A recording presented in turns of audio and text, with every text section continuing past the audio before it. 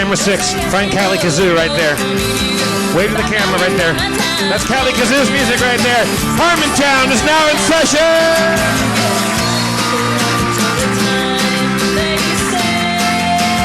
Let's bring out our game master, Mr. Spencer Crittenden.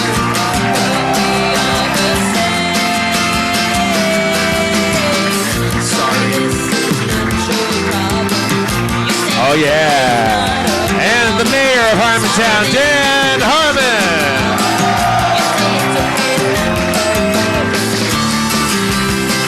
Thank you very much.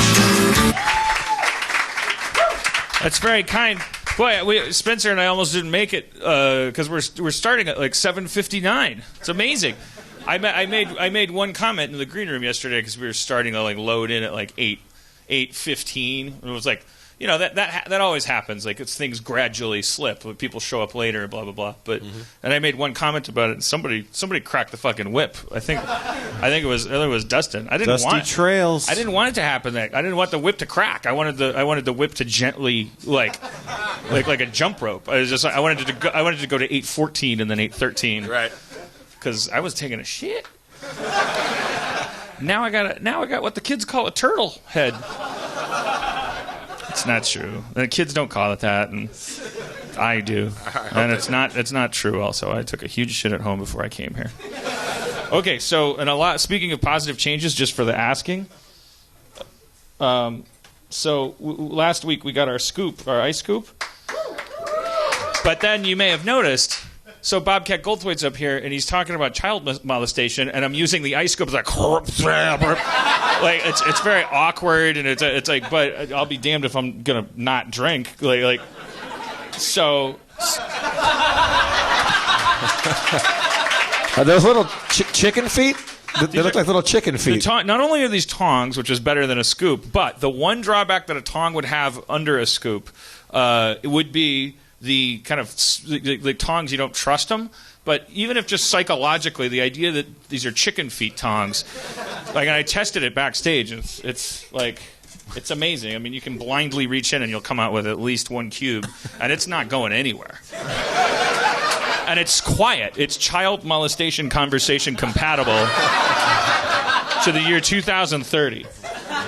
And we got that, so to give credit where credit is due, we just got that, from Brandon. I don't know if he wants his whole name said. Sure. Brandon Lee Chilcote. Hello, Brandon here. I enjoy Harmontown, and I've heard your plea for clean ice. I think he sent this before it raced and lost the scoop. But it beat the scoop. My girlfriend, Risa, and I hope to make it out to a show one day. You don't know her. She's in Niagara Falls. So please take this as a token of appreciation for less dirty and gross beverages. I love it. Thank you, Brandon.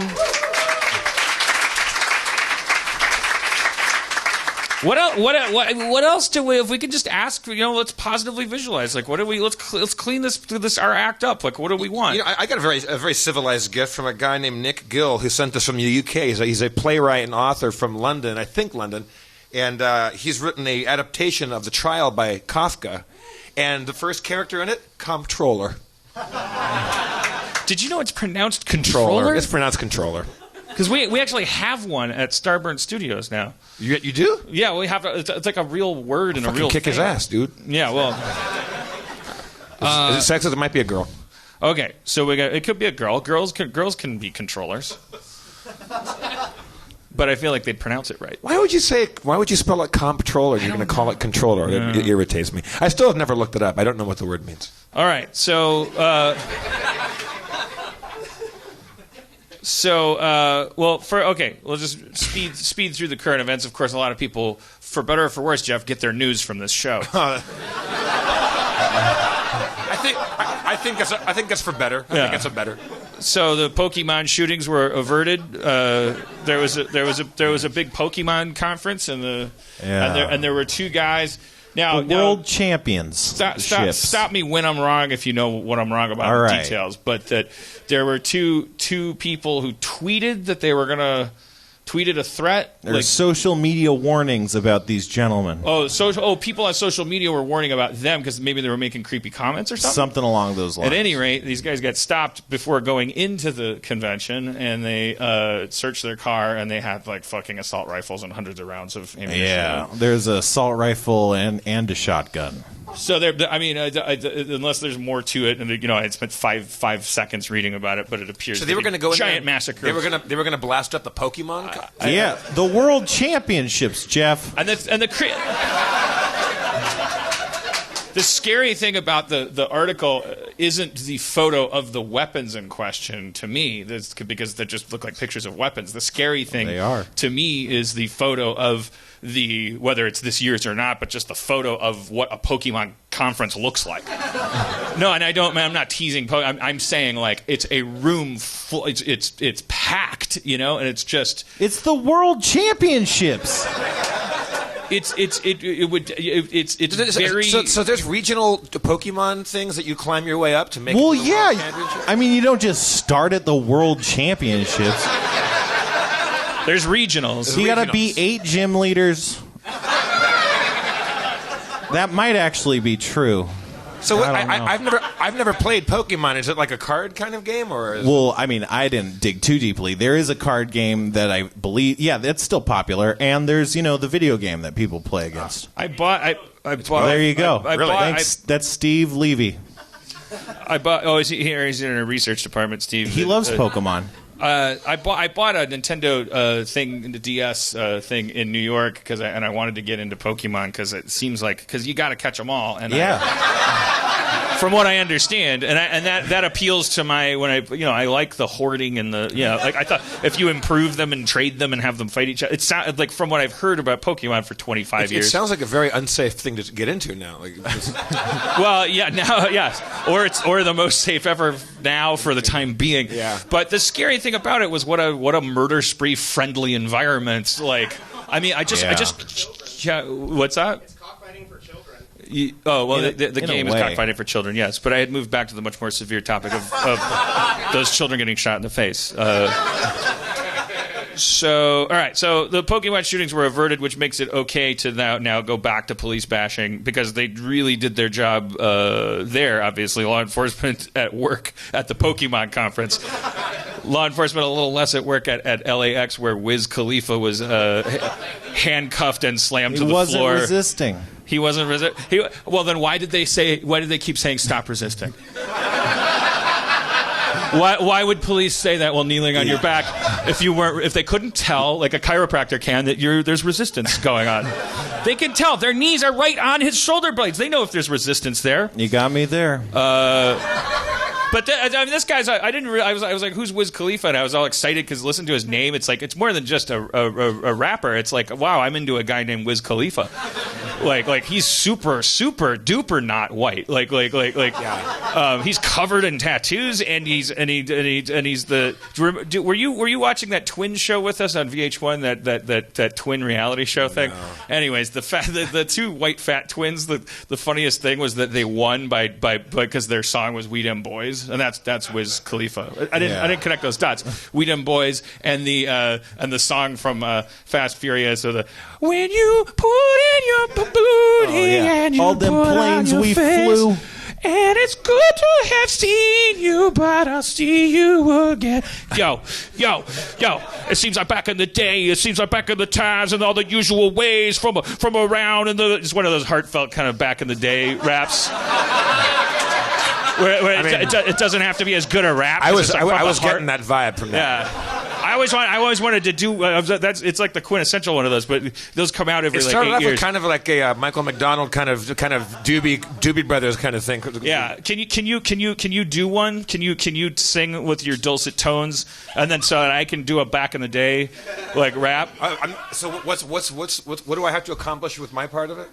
You have to do like the hook. You have to be like you have to do like you have to say like I love your face and I love your chicken too. Whatever, like a kind of like. Is this about love or is it about? About love, yeah. About love or about missing people or.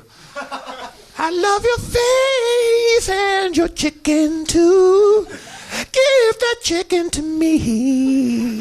Yeah. Yeah, it seems like back in the day. Oh, the chicken was licking the chicken recording in the this? usual Tell me way. we're recording this. Dustin, are we rolling? Yo, it seems like just the other day used to be so many ways in a different way. Used to be in the past, but now things have changed so much in the usual way. I think we got something good here. You know what it is, Jeff? Phone's tripping out. Oh no, I activated that thing for blind people. Yeah, I was like, how do you turn that? your icon's so big. Triple finger, double tap. To 2 in the pink or What? It's 1 on the app and 2 in the crap. now I'm just adding appointments. I'm adding appointments everywhere. I have 9 chiropractor Grandpa, appointments. put it down. This is a serious problem. Zoom out. Okay. He got it. Okay. I eventually hit the screen so much that it went into some kind of like this isn't a chimp's cage mode, and it brought up a menu that a chimp could understand. The top thing was like zoom out, return to your banana. All right. So anyway, Wiz Khalifa is my new hero because he was at LAX and he wouldn't get off of his hoverboard. You rode one of those hoverboards. I've not. I'm always around them when we're at the drawing room after the show and we're drinking, and it seems like a terrible idea to get on one of those drunk. I've seen some people wipe the fuck out on those. Oh, those you're talking about those mini Segway things. Yeah, those. What do you call those? Yeah, it's a Segway Right. without a handle. Wiz Khalifa loves them, and he loves it so much. He was riding around LAX with them, and the cops were like, "You got to stop that." And he's like, "Why? No, I don't." And they're like, "Yeah, you do." And he's like, "What are you going to arrest me for not doing what you say?" It's awesome. Good question. That's not against the law. Fucking cops aren't. What are you, a judge? Like, there's no. What's the law? Yeah, no hoverboard law. You can't go skateboarding around LAX. Well, I They don't drive know. little trucks all around the fucking LAX. Yeah, and have you ever been to another airport Down the like hallways? in international airports, like Japanese, like businessmen? They ride fucking. They have like scooters. They Inspector Gadget's roller skate shoes, and they have like crazy like their luggage turns into a fucking fucking wave runner. Like they like you're like vroom, you're like what the fuck? Am I in trouble? Is that Al Qaeda? And they're like, no, that's a Japanese guy. He knows what he's doing. These are the passengers. This is not. Passengers. What the fuck? Yeah, I want to do that. So what are they? So here's the thing about airports. Here's the thing about the TSA. Here's the thing about our panic. Here's the thing about going into these places and the religion being don't do anything weird. Don't do anything wrong. I just want to say about that. Like, we keep falling back on this hot button of like, oh, it must be so hard, and there's so many things at stake. Meanwhile, as we all learned, for 10 years, we were worshiping at this altar, and, fine. Like we were doing it for nothing, because you could have had a gun in your hat. Like, and 95% of them would have gotten through. Like they tested it, and there's still... So forget about that for a second. Just observe the fact that, like it's a checkpoint. It's a security checkpoint. You know what's a really bad idea for security checkpoints? Like, disruptability. Do you know what all there is at that place? Is fucking ways that they tell you can disrupt them. Like, they're advertising about it. It's like, well, don't make the wrong comment. Don't make the wrong joke. Well, don't you motherfuckers have shit under control? Because if you do, I should be able to make a joke. Everyone should be able to. I should be able to run into an airport with 7 prop dynamite vests on like one of those Michael Jackson Venice Beach things, and be like, 6 of me are terrorists, and they should be like, knock it off, sir. That's too big for the luggage rack. I bought extra seats. It's like, but in the end, if the dogs don't bark, or if I don't get a gray swab reading or what, have your draconian rules. I did something. The last trip I took, I guess when we were going to New York for Harmontown out there, I went into LAX and they said, "Sir, randomly, can you put your palm out?" And they do like the explosive residue test with a little ravioli-looking little pieces of cloth. They do look like ravioli. Yeah, they do. What? Why is that? I don't know. Why does ravioli have to look like have those little teeth I think around that's the how edge? you kind of crimp them together. You close them up that way. Like you take a fork and you crimp It's also them. stylish. That's the fastening system to keep a ravioli together, man. But then I wonder why that little swatch has to have because patches have those too. Yeah. Well, Some that's of like them. what are those pinking shears? What's the ones, the zigzaggy ones, right? That's so that doesn't fray, at the end. Maybe they don't want those to fray. I guess not. They probably don't. Please continue your story. Thank you, Dad. hey, this story's full of all kinds of Easter eggs we can explore if you want. And by the way, if you're not enjoying the show, this is all bonus content. This is usually when we start. That was the cold open. So, instantly, like the alarms go off. I love your face Y'all ready and for your safe? chicken too. So, it kind of goes red alert. These two guys are instantly like, one guy looks up and goes, "What's going on?" The guy gets like, "It's beeping." He's like, it's like, this doesn't happen. And I'm like, uh-oh. And the other guy comes over and he's like, "What do you mean it's beeping?" He's like, "The thing is, it beeps." I put it on his hand and it beeped. And he's like, "Okay, sir, you have to come with us." And so they walked me all the way around the line, like to the front of the line, took all my shit through security, put it on a belt. So I go like front of the line. What's that? Okay, they're going to find out a secondary thing that I didn't make a bomb today, and I'm going to be good to go. Meanwhile, guess how many fucking bombs can get through while that's happening? Yeah, loads. Anyways, So- footnote. So I guess we're going to go. They open up everything, all my stuff, and take everything out, and they wipe everything down with another little ravioli. I don't know how many raviolis they went through on this, but you could have had a lovely Italian meal, Dad. Get a nice sauce. So then they take me into the sanctum sanctorum, this little private room. They go, we're going to take you in this room, and we're going to have to give you a full search, a full pat down. And I'm like, okay. And they go, but there's going to be two of us in the room. I'm like, okay, tell me why. And he's like, because it's so someone is watching to make sure that nothing, is whatever. But they both really got in there, man. They were like, the guy's like, I'm going to be touching you like right on your situation. And like it was fucking romantic. I'm like, you guys do work here, right? I was like, it was so hard not to crack a joke in there. I'm just like, wow. Which you can't do because that's how they get you. Yeah, exactly. That's how Al Qaeda will slip up. They'll make a funny joke. They'll be like, "Oh, look. knock, who's there? Kaboom, boom." It's like, okay, you're being awfully chipper about this whole thing. Step over there. We're not profiling, sir, except for just based on your wordplay. Yeah. Yeah. So I don't want to say he lingered on my dick, but it certainly it wasn't cursory. It was thorough. So we got to third base, I think. And if you were told, and I don't think the guy was like hoverboarding through the X-ray machine toward the cockpit. I think he was probably literally. I'm gonna guess if I know Wiz Khalifa, He was going to. I'm pretty sure he was probably in ticketing. He was probably hovering at the kiosk where you get yourself checked in. Yeah. And he was probably like, I love to holla, I love to hover. Because the two things I really like about this guy: 27 years old, covered in tattoos. If you, looking at him, he's the old white man's worst nightmare. You definitely want him off your lawn before anybody else. But very soft. It turns out very soft spoken and very like he's Henry David Thoreau. He's like he acted in total civil disobedience. He's just like, no, I don't want to get off my hoverboard. I don't understand what's happening. Am I being arrested or detained? And then and they slam him to the floor and they're just like, stop resisting. That weird voice they use. They sound like lizards. Stop resisting. Stop resisting.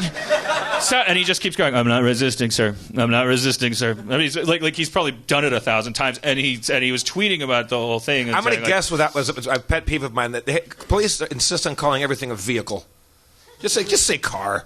Yeah. Well, get out of the vehicle, sir. Get out of the vehicle. Jeff, what you have to understand is that at this point in time that they have to speak longer so that they can take longer to figure out what it is that they're trying to say at this particular juncture. Yeah. So they've figured out there's like what's styrofoam words because they can't go bad driving, ticket here.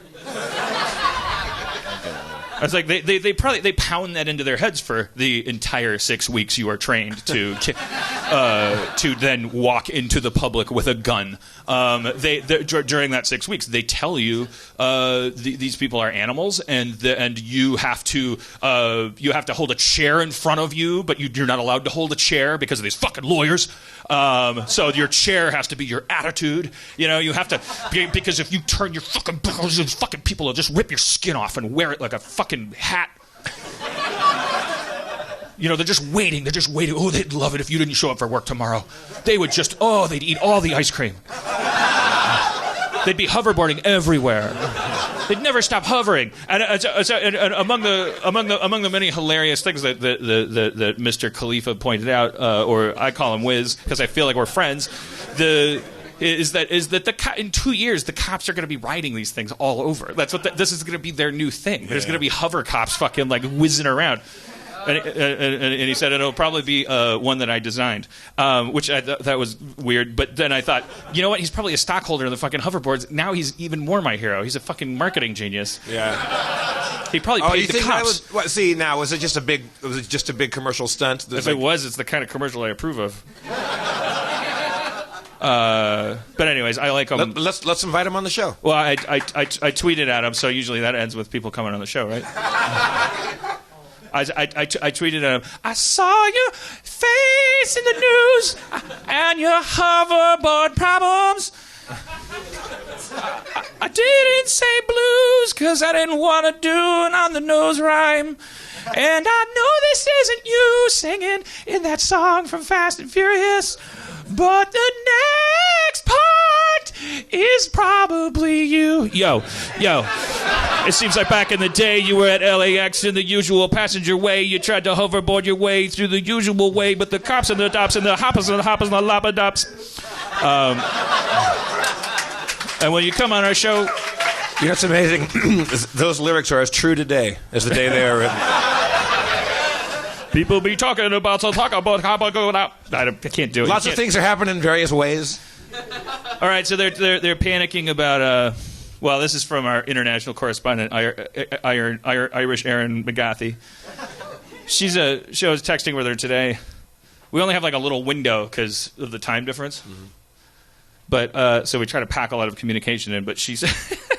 The Irish are actually a little bit concerned about Donald Trump. They think he's going to win, and they're like asking her because she's the American ambassador. They're like, he's not going to win, is he? Yeah. It's going to make people with red hair look bad all around the world. That's what they're scared about. And I told her, I said, tell them that the media has been more globalized over the last couple of years, so everything seems to be happening sooner and more sincerely, but this is usual year from the election pre-circus. I mean, we lucked out with this guy. He's fucking amazing. But if you step back and look at it as the Republicans and Democrats functioning as one organization, which they literally do, and that does not mean that healthcare and all the issues that they break down microcosmically are not important to human beings. I'm just saying, like, these guys literally are a single. Call it a corporation. They run the debates. They run the election. An argument could be made that they completely marginalize the entire spectrum of political thought around the planet because everybody has followed suit with this weird duopoly dichotomy of elephants and donkeys. I just call them bananas and cantaloupes in Bavaria. I don't know what the the pudding party. There they go again. And it's like, I think you learned this from us. There's this Coke Pepsi like thing that evolves if your empire is perfectly comfortable, and it just turns into this kind of like just standard kind of like well, we don't really want to change anything, but here's our two moods. We want everybody to be happy, but I'm not going to do anything about it. So let's run those two thoughts against each other, and we kind of and the good news about that is. It's Trump-proof. Like he's not going to get elected. Like these people, they wouldn't let a third party like come near the possibility. Before that happens, like Seattle will explode. Like when Trump's in it, and then people will be like, I don't know, it was a coffee explosion. It's part of global warming, and the city blew up, and so Trump's dead. I mean, they don't have to do that. I think it's going to have to get pretty sloppy before this is all done and. But that's why they're giving him a year. Yeah, like that's what it's all about. This is a ritualistic murder of a guy who's an unauthorized. I think it's sad that he functions as that he registers as anything. All this guy is a friend of your dad's. Like he's not even like Bernie Sanders should be the one that's like raising a stink, and he is, but he's raising it in a boring way. But it's like. But people are so into and yeah, his hair is very interesting, and he does say things like on The View when he was taught. This is an old quote, but now people are so concerned that Donald Trump is going to win that they're really coming at him like in a kind of like he's the Antichrist, like as if he hasn't been. As Spencer said today at dinner, I feel like Donald Trump's been running for president for 30 years. And it's just now getting traction. I mean, he has, though, right? That's all he's ever been doing is going like, I'll tell you what I would do, and I'll tell you why I'll do it. I would put me in charge, and here's why. My air conditioning works. Oh, glory, glory, glory. And now all of a sudden it's just this particularly boring election, and like who cares? But anyways, what I forgot what I was going to say. The View. Oh, he said on The View like a couple of years ago. Aaron sent me this quote. He said because they were asking him about his daughter Ivanka being in Playboy or whether she would be in Playboy, and he said, "I don't think." Now, quotes suck. Like you're quoted out of context. I'm sure he was very charming and self-effacing about this. But the quote, the fact of the matter is, what he said was, and I don't think my daughter Ivanka. I don't think she would do that in reference to her posing for Playboy. Although she does have a very nice figure. I've said if Ivanka weren't my daughter, perhaps I'd be dating her. Whoa! Just to split this hair. Now I know you. The weird thing about this is like. I immediately. What if that reaction, like in a cartoon, we would look out and the whole audience would have Trump hair all of a sudden. I'll tell you the two parts of that joke that are fun to analyze. It's because I can picture myself. I like the gross incest and pedophile part. I can picture myself putting my foot in that same mouth, like if I had a daughter and someone brought that up to me, like but the things are the word figure is weird because it evokes her actual physical tissue. Like it's not like saying she's pretty or she, anything like that. About tits and ass it's like she has a nice figure. Like her boobs look good. Like and her ass looks like something you would want to touch. Is in that word figure. And then the real murderer is I've said, like he's quoting himself. He's not putting his foot in his mouth. Yeah. He's taking his foot out of his mouth and going, you know what I always say? A daughter fuck a day keeps the doctor alive. And you know what? You're going to read me misquoted on that in previous things, and I'm setting the record straight. I got a hot daughter, and she's good to go. I got bumper stickers. I've got posters, bumpers. I've been very, very candid about this. I said I want to be. So people think I didn't say this because it's not newsworthy. Well, I'm telling you, my daughter's hot. I've said it. Also, here's the extra little like cherry and peanut sprinkle on top of that gross sundae is the idea that okay, let's say she weren't your daughter, but the presumption being that this hot woman would date you. Well, we'd be dating. It'd be in the bag. Well, this is where I'll split the semantic hair. If Donald Trump were a guest on the show, hope. Or if anybody that chose to take that side for whatever reason. In other words, to be the devil's advocate. But it's not. There's not another side to the issue, but there is just the mitigating factor that I realized when I was reading more about that quote, because I thought it might just be a fabricated quote that somebody just made up, because it's kind of believable that he would say that, but then it's also unbelievable to say. Anyways, he said it on The View, and it's like you read the larger context, and you're kind of like, all right, he's in his mind, his bit is that he's often lampooned for dating young women. It's like, you know me, old young fucker. It's funny because all the fucking I do with young women, it's to the point where the young women I make by fucking, I'd fuck them. I know. Dean Martin drinks, and I do that. Like in his mind, he's like, "That's my gimmick, and I'm giving myself the razz." Because he's talking to the View women. Like he's like, "I know, ladies. Before you even talk, before you even start lampooning me for my weaknesses, allow me to pierce myself to my own Achilles heel. I do fuck a lot of young women. My daughter is very beautiful, so the dot is easy to connect there. That if she weren't my daughter, she'd probably be one of the women I fucked because of my flaws." All right. Well, it's good to give equal time to Donald Trump. He hasn't been in the media a lot, so that's the beauty about podcasting is you get to hear things that you wouldn't hear other places. All right. The raccoon is back eating my dog food, but I think I've dealt with that by closing the same raccoon. You think? Oh, I don't know about that. I think they multiply. I mean, you just know recognizable features on this raccoon, like like a bandit mask and opposable thumbs. And no. I literally haven't seen it, but I've seen its paw prints in the water around the spilled water dish. Where, like Harvey has to like hold vigil, and like he goes and barks at it, and then I see the paw prints. So then I started closing the doggy door after a certain time. If I close it too early, Nigel will piss on the floor. I found out. Harvey just got me right on the shoe the other day. I came in the door. He rolled over on his back. And I started petting his belly, and just a little rainbow of pee right on my shoe. That, I'm hoping, is his steroid medication for his ear infection, which maybe was still weakening his bladder or something. Oh, yeah. I hope he's not. I hope it's not. And I don't even want to say what I hope it's not, because then if Erin's listening, because she's. I hope it's not. I hope it's not like anxiety from Erin being gone.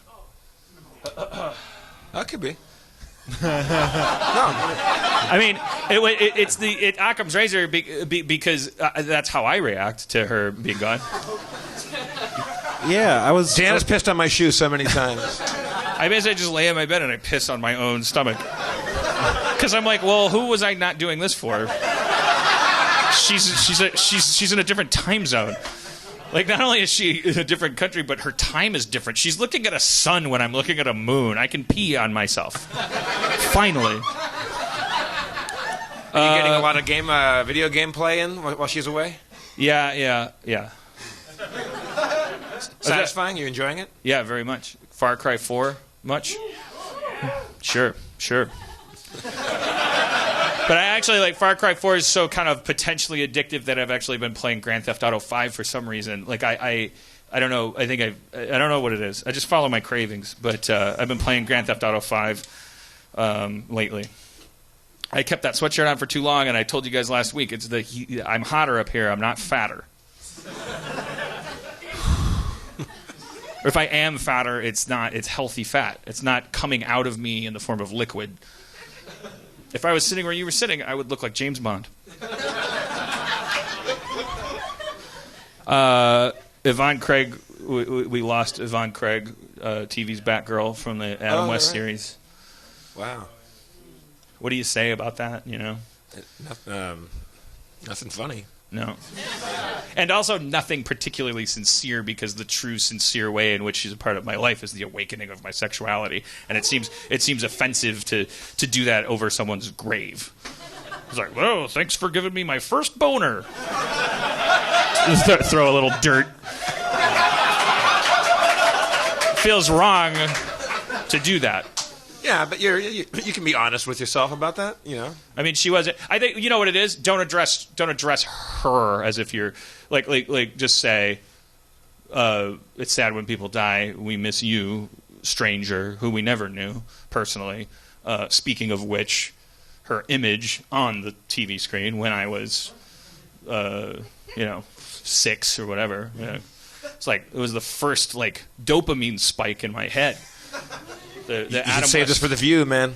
I've often said I hope that Erin and I have a beautiful redhead daughter that'll dress like Batgirl, because knowing me, no, I'm making fun of myself. I'll fuck her.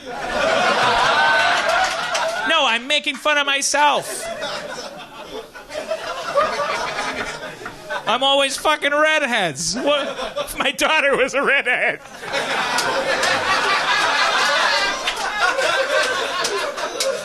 It's called self-deprecation, guys.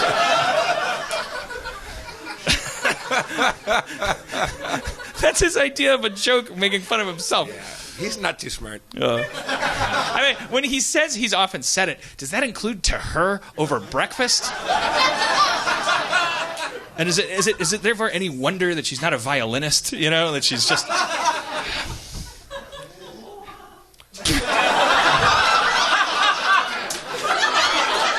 Everybody be perfectly still. We have a mythical creature in the room. It's the ghost of LA Philharmonic stereotypes.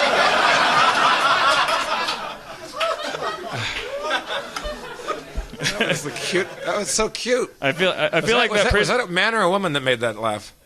That was you? That was. Are you a violinist, or are you just confused by my logic? Oh, okay. Interesting. Is it your face? I mean, to his credit, his face is kind of bright red right now. Like it's very charming. That was a sincere sound. He didn't mean to take the spotlight.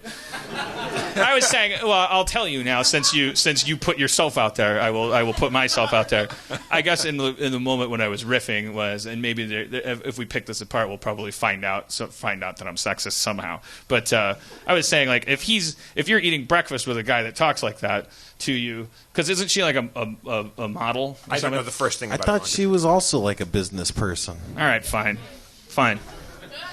See, I'm sexist. I thought she was a model. That's the end of that story. I thought she was a model. Wait, how did I didn't think it was me. I didn't think it was possible for her to be anything else. What? I don't get the Philharmonic stereotype joke. What is that? That's not gonna I love hold reactions. up if you pick it apart. Oh, okay, I thought you were connecting something. My joke was, but it wouldn't make sense that it was the ghost of LA Philharmonic stereotypes. My joke was that was an entity in the crowd that was tired of violinists being stereotyped. You understand what I'm saying? Oh yeah, okay. But the ghost of stereotype doesn't make any sense. So you caught me again. No, I just thought I was missing something out. Maybe it shouldn't be a free podcast.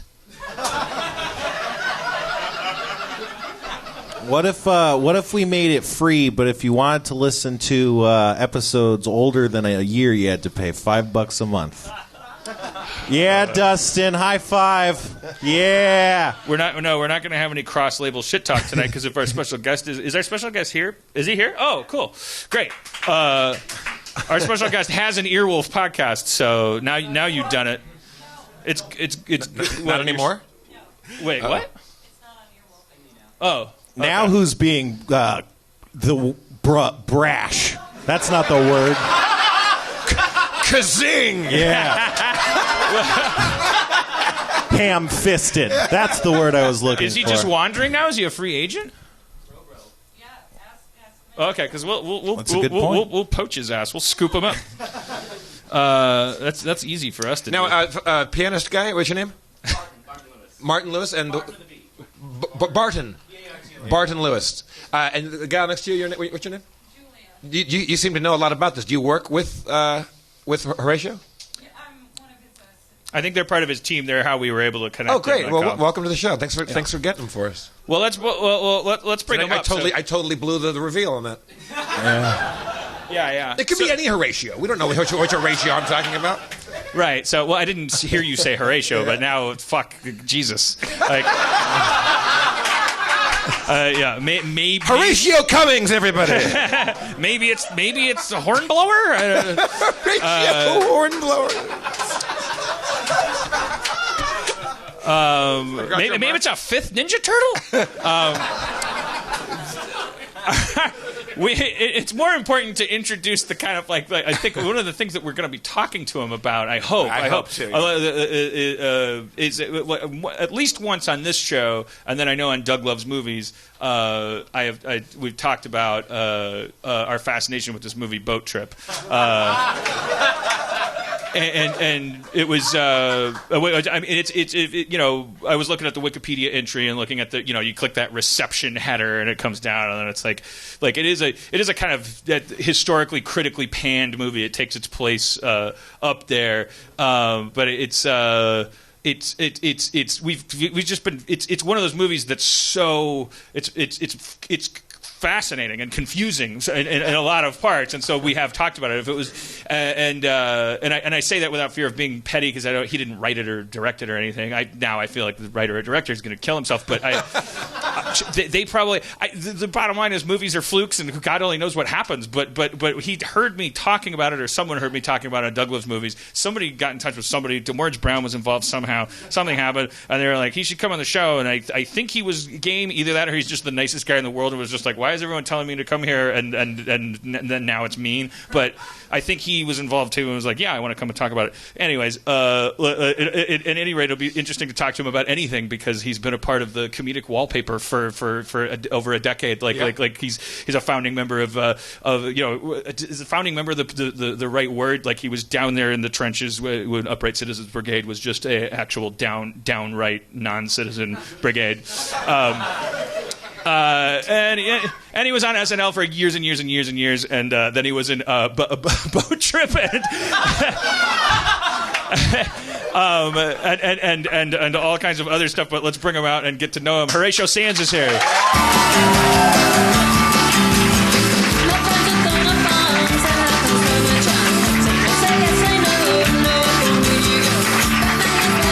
Sit there. Here I go.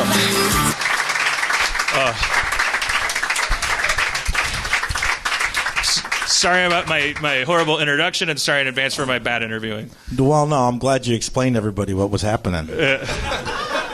Are you being sarcastic? Because I did want them to know. No, I'm not. I'm glad that you did, actually. Yeah. Are you? But I'm not even sure. Like, can you catch us up on your part? Because I haven't talked to you about this until now. I didn't see you in the green room, for instance, so I don't know. Were you ambushed, or did somebody urge you to do this, or were you listening to Doug Loves Movies? What was the? No, someone heard it, and then he's actually working on the podcast I'm working on. So he's like, you should listen to it, and then you should go on it.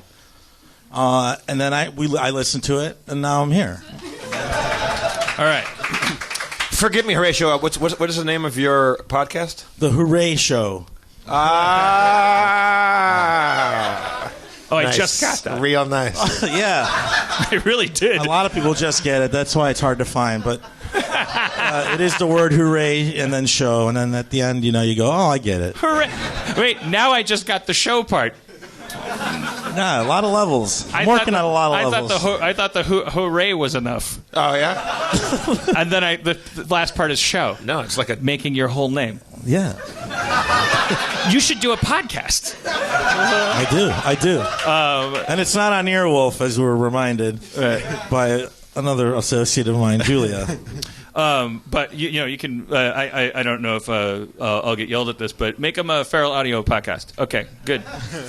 There we go. Thank you. Welcome to the Feral Audio Network. It's we have. are we just absorbing him right now? We have a potluck every Thursday. That's a little high maintenance, but like. Only if your downloads are below a certain number are you actually expected to bring like potluck stuff. Like I just show up and eat fucking shit Duncan Trussell makes. I'm like, what's this?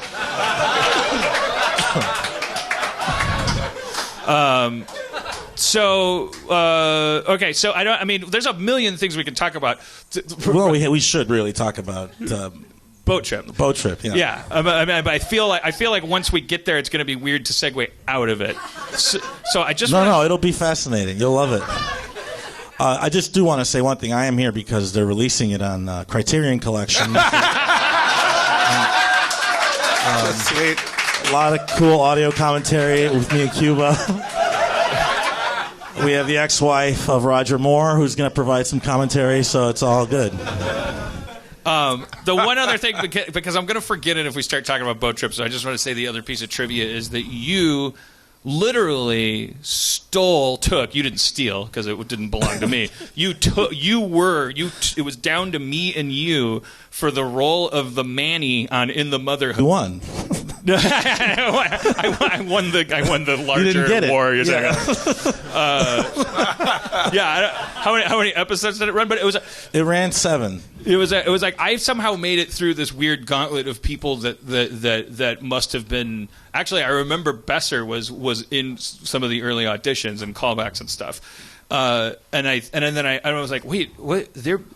I think I might be like in the running, and they just brought you in at the last minute, and then I was like, oh god, they hate me, I'm fucked, because they were like, oh, just they thought of you and found you and brought you in, and it was obviously like you had gotten the part, because before that I was slipping through the cracks undetected, and then I saw you and I was like, oh boy. They found a professional actor.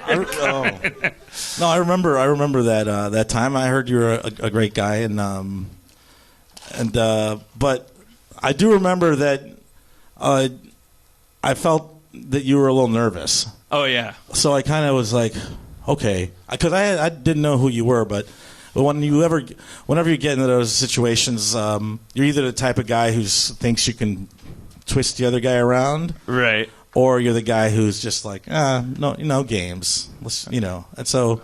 I thought we actually were very pleasant to each other. Oh yeah, sure. Because and not that I was like cool under fire, but I definitely was not going to be at the level where I'm like thinking of how I can psych Horatio Sanz out of the part. I was just like, plain and simple nervous, and I really was like, because I was like, you know what, he's right for this part. He's been on SNL. I'm done. Like I really thought I was going to like coast in under the radar because I'm not fishing for anything. I'm not from that world. I'm not an actor, and I can't believe that world, that being an actor in particular, which is one of the 1,000 things we could just talk about, nothing else, this idea that you're in charge of everything but you control nothing.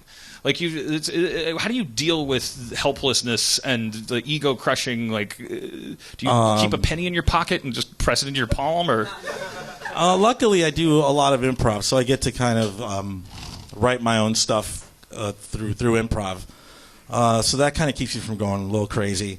But now I'm at a time where I don't have to take stuff if I don't really like it. So I do well enough not to have to be homeless. You're definitely, and this is where we could get, maybe I'll be prying or whatever. But what I've heard, kind of the legend of you. You're actually born in Chile, but you're from Chicago in all the ways that matter, including the fact that you were a party guy. Like you had a wooden leg, or what do they call it, hollow leg. You could knock back the sauce. Like I was really good. Yeah. And then you quit, and it's not a fluke. You lost 100 pounds, and like you've credited it to changing that about your lifestyle and all that stuff. And like you look like you're 25 now, and it's been that way for a long time. So I don't have to worry about me pointing that out, like knocking you off the wagon or anything. No. It is that. It is. It was that, and it's different to go around and be different looking, but it's kind of great because I think I would be dead if I didn't do it. When did you stop drinking?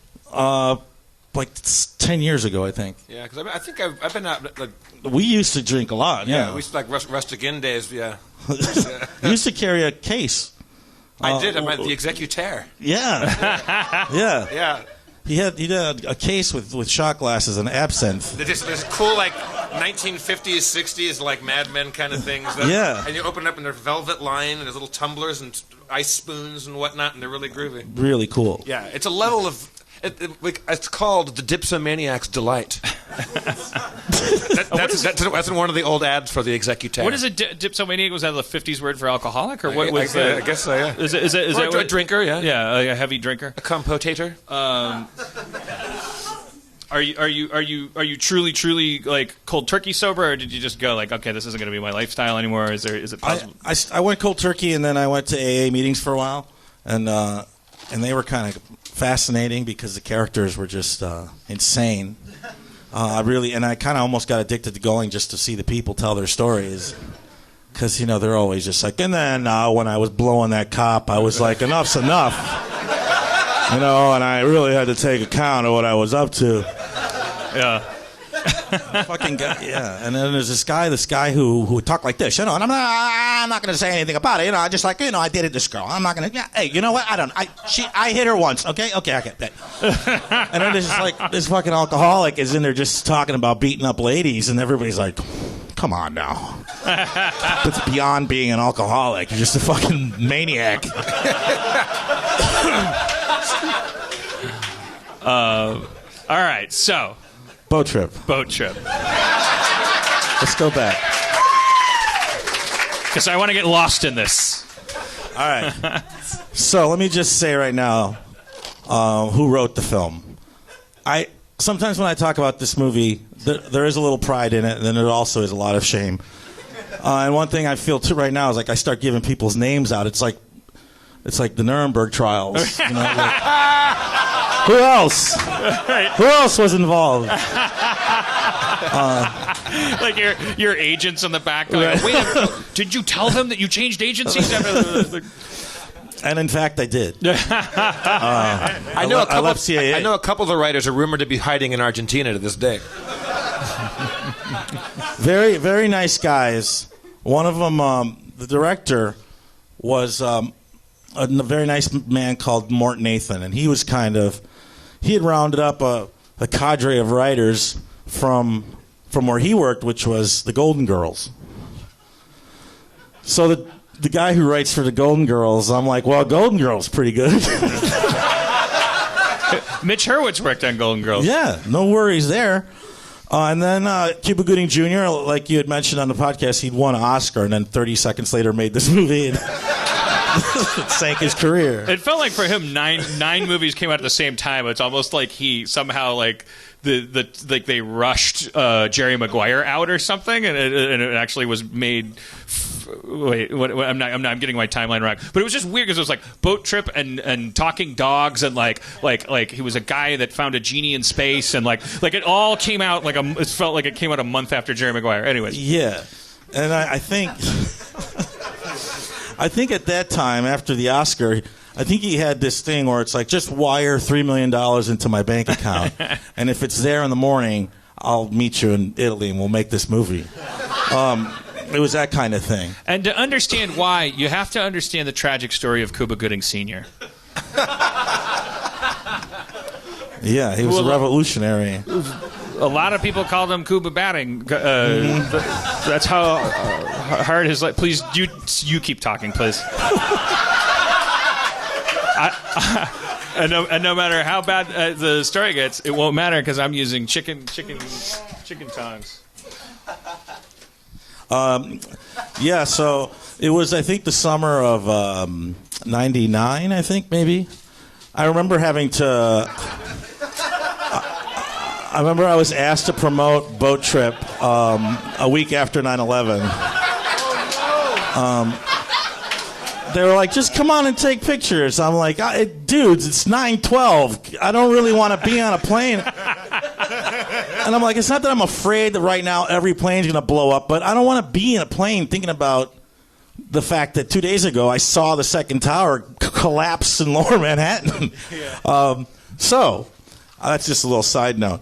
There was a looming writer strike. Do you remember this? Yeah. Yes. Wait, so you had already made the film, or you had not made the film? I had not made the film. I'm going back. 2001 is when I had to promote it, but go back to whenever it was, 99. There was going to be a writer's strike that summer, so everybody was like, you got to do a movie. You got to do a movie. And this was one of those movies. Right. One of those, you got to do a movie because they might not make another movie for 2 years, and you're going to be back at SNL, and you can only do it in this window. So Cuba Gooding, the script was pretty bad when I first read it, but I was told that I would be able to help rewrite it, and I didn't get a chance to do that. I was not allowed to do that.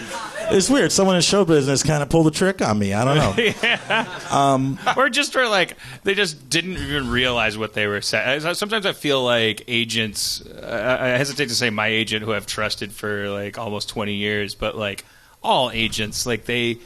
It's not that they're lying as much as it is like they just don't. Their priorities are so skewed that they don't know that they're lying. Maybe they don't want to think about their line. Right.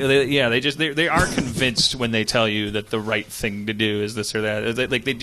They because they have lots of mythology to back them up. Like they're like, you know who was picky about his roles?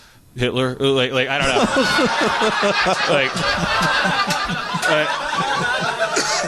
They offered him. He would have been like Johnny Weissmuller. They were looking for a new Tarzan, and Hitler passed. Because he thought it would be tacky. You know what's tacky? Killing 6 million Jews. Absolutely. So, anyways, are you enjoying the flatbread? I love this place. I'm sorry, I was in the scene. I was your agent. Always set the My space rec was so good that a UCB guy was like lost.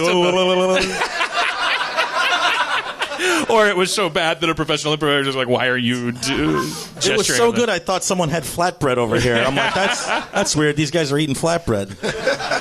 All right, so sorry, I don't know why I keep interrupting. Like I'm like, they won't know it's my show. Tell the story of Boat Trip. Let me shut the fuck up.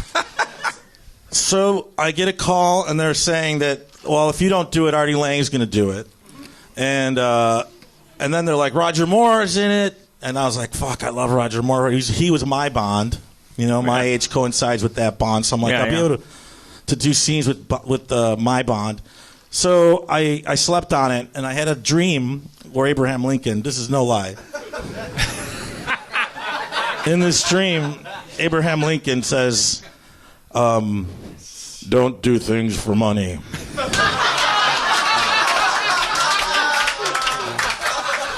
It's all I ever did. Now I'm on 2 kinds of them. Ironic, isn't it? If I had held out, I jumped on the penny. I didn't know the $5 bill was going to get pitched to me.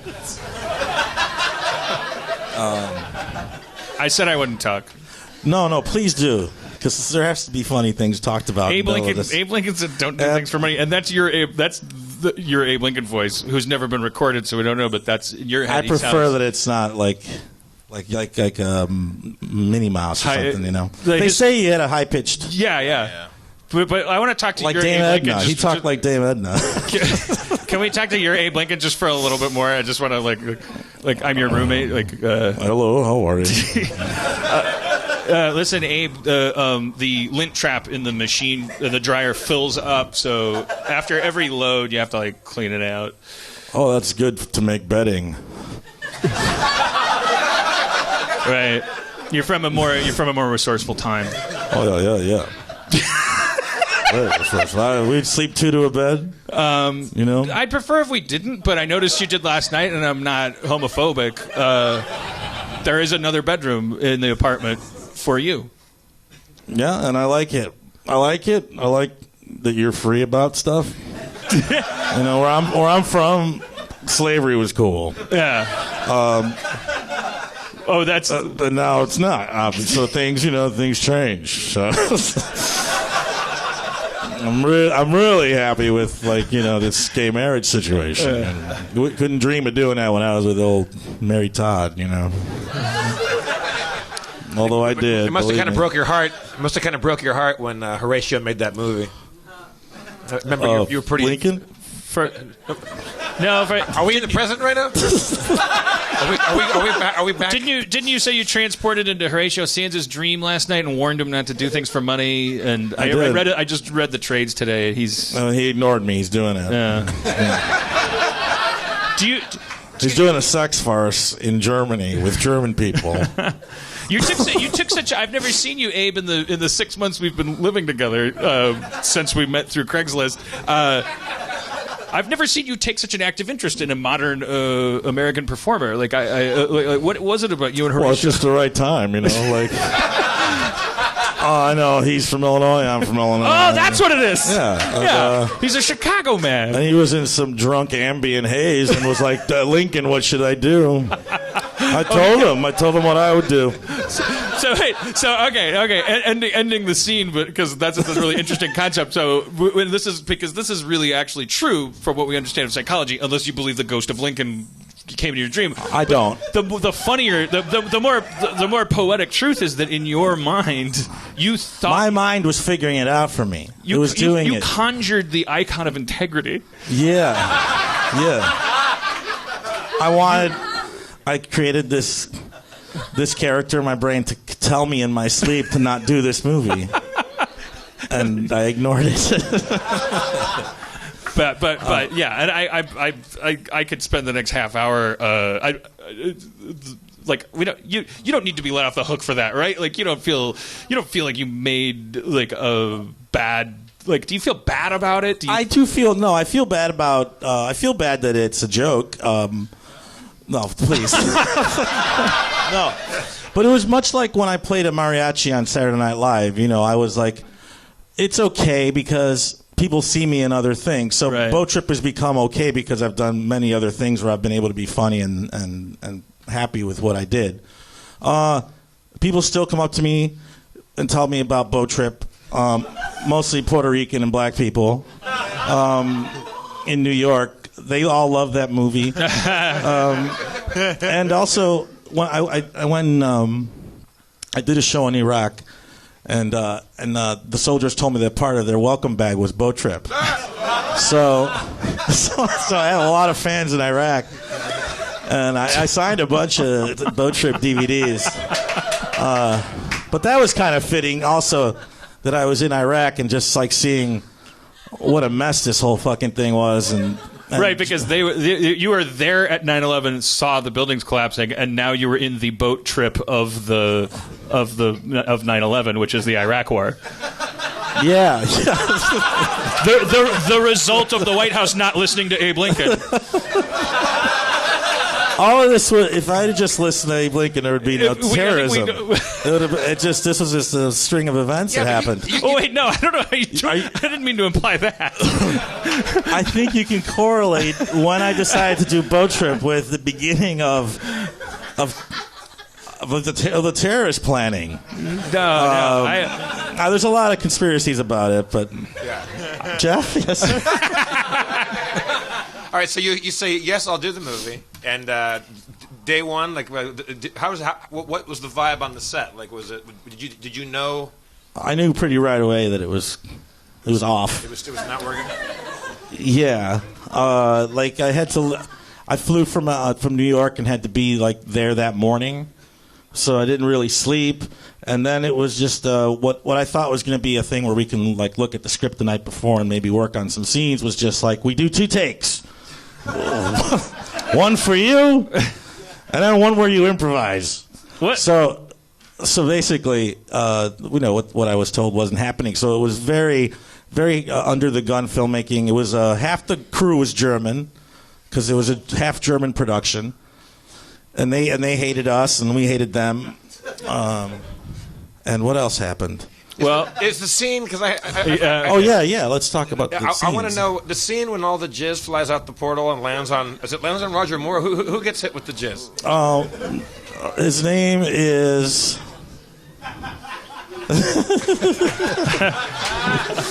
Here he is. Sorry. I mean, it's been a while since. Yes, Your Honor. Hold on a second. I'm thinking. And was he told he was in a jizz joke? He knew. Yes, he was something about Mary had a jizz joke. He had a chance to say no. They asked him if he wanted to be the guy that caught the jizz. Eleanor Roosevelt came to him in a dream. Anyway, he was one of the writers that was on. Okay. And so the porthole scene.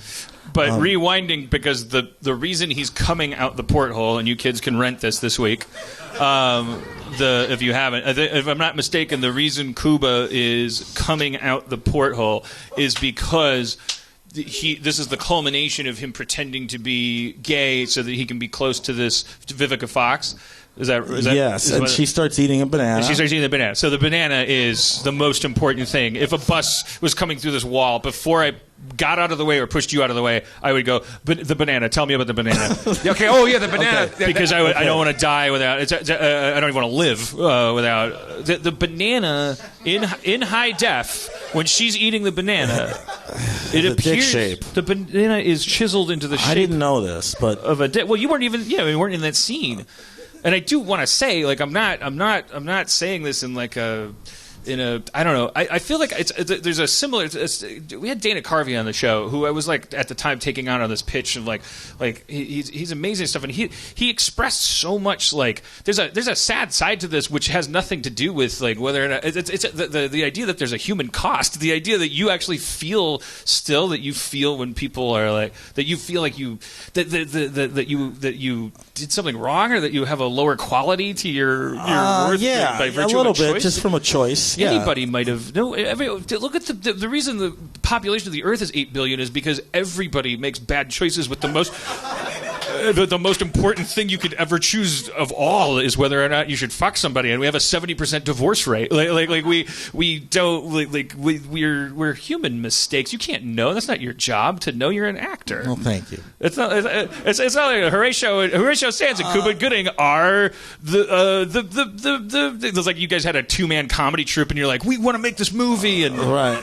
even then that would have been amazing. And Yeah, but I feel like as a comedian and someone who's a social critic, I guess, just by being a comedian, you have to take your you have to take your shots. Like I would still like to tell people that I care about, like, this sucks and this is why I don't like it, but it has made it a little difficult because that is attached to me. So in a way, it's kind of humbled me, in a way. Which can't be bad. That No, can no. only be good. No, and like you said, it is true. Like, if that's what I really... Yeah, but nobody watching that movie blames you for any of what went wrong with that film. Like, you're fine in it. It's just that it's the movies is the culprit here. And so, and as you said, like the fact that the crew is half German, I mean, that's the part where you start to go like, oh yeah, like, because that's how weird it feels. Like it's Right. Like people, it's not like Geely, like it's which I have never seen. So why did I just shit all over that movie? But it's a historically like. There's stories of hubris behind historically bad movies of like so and so thought he was such king shit that he thought he'd do this. This was a first time director and now we know a half German crew and Yeah. and we were shooting in Brussels as we were shooting in Germany as L.A. And then when we went on the boat trip, we actually did go on a boat. So half the crew was half the people on the boat were making this film, and then the other people didn't know. So so they were really mad that we were shooting in the hot tub. We were closing up the hot tub and the pool, and they were really mad at us. But but you weren't on set for the banana scene, did you? I mean, what do you know about the banana? The Vivica Fox is eating a banana. The joke is that she's showing him how she's not actually showing him how she eats a banana, and it's ironically like dick sucking. She's showing him how she gives a blowjob, right? She's demonstrating with a banana. yeah, that's that thing in a date that happens when you're on a date, Right. when the woman starts showing you how she would blow you on a piece of fruit. Well, this is something women do with Yeah, gay men too, all the time. It's Yeah. like, oh, you're gay? Well, let me just like rub my tits on you and talk about sucking dick, and but the weirdest thing of all, like which is why you should never have to worry about the movie reflecting on you at all, because it's surreal. The whole movie from front to back is absolutely surreal. You might as well Yeah. just be in a Jackson Pollock painting, like waving, like That's cool. like 10 years from now, we may find out this movie's good. That's how fucking weird it is. And one of the weird things about it is the banana that she's demonstrating fellatio on it cuts in close, and she's like licking it, and for some reason the prop master has shaped the head of the banana into a like very faithful like helmet of a cock. So the joke is that somehow God created these wonderful fruit, and that the joke is that it came out looking like a real dick. So it's perfect. It should be sucked on. Yeah. But Right? Because I don't really remember. It's just such a weird thing to have. I've not watched it on It's HD. such a strange afterthought. And then, it's been so long since I've seen it, but in my mind, then there's just a snowball effect of wild shit starts happening.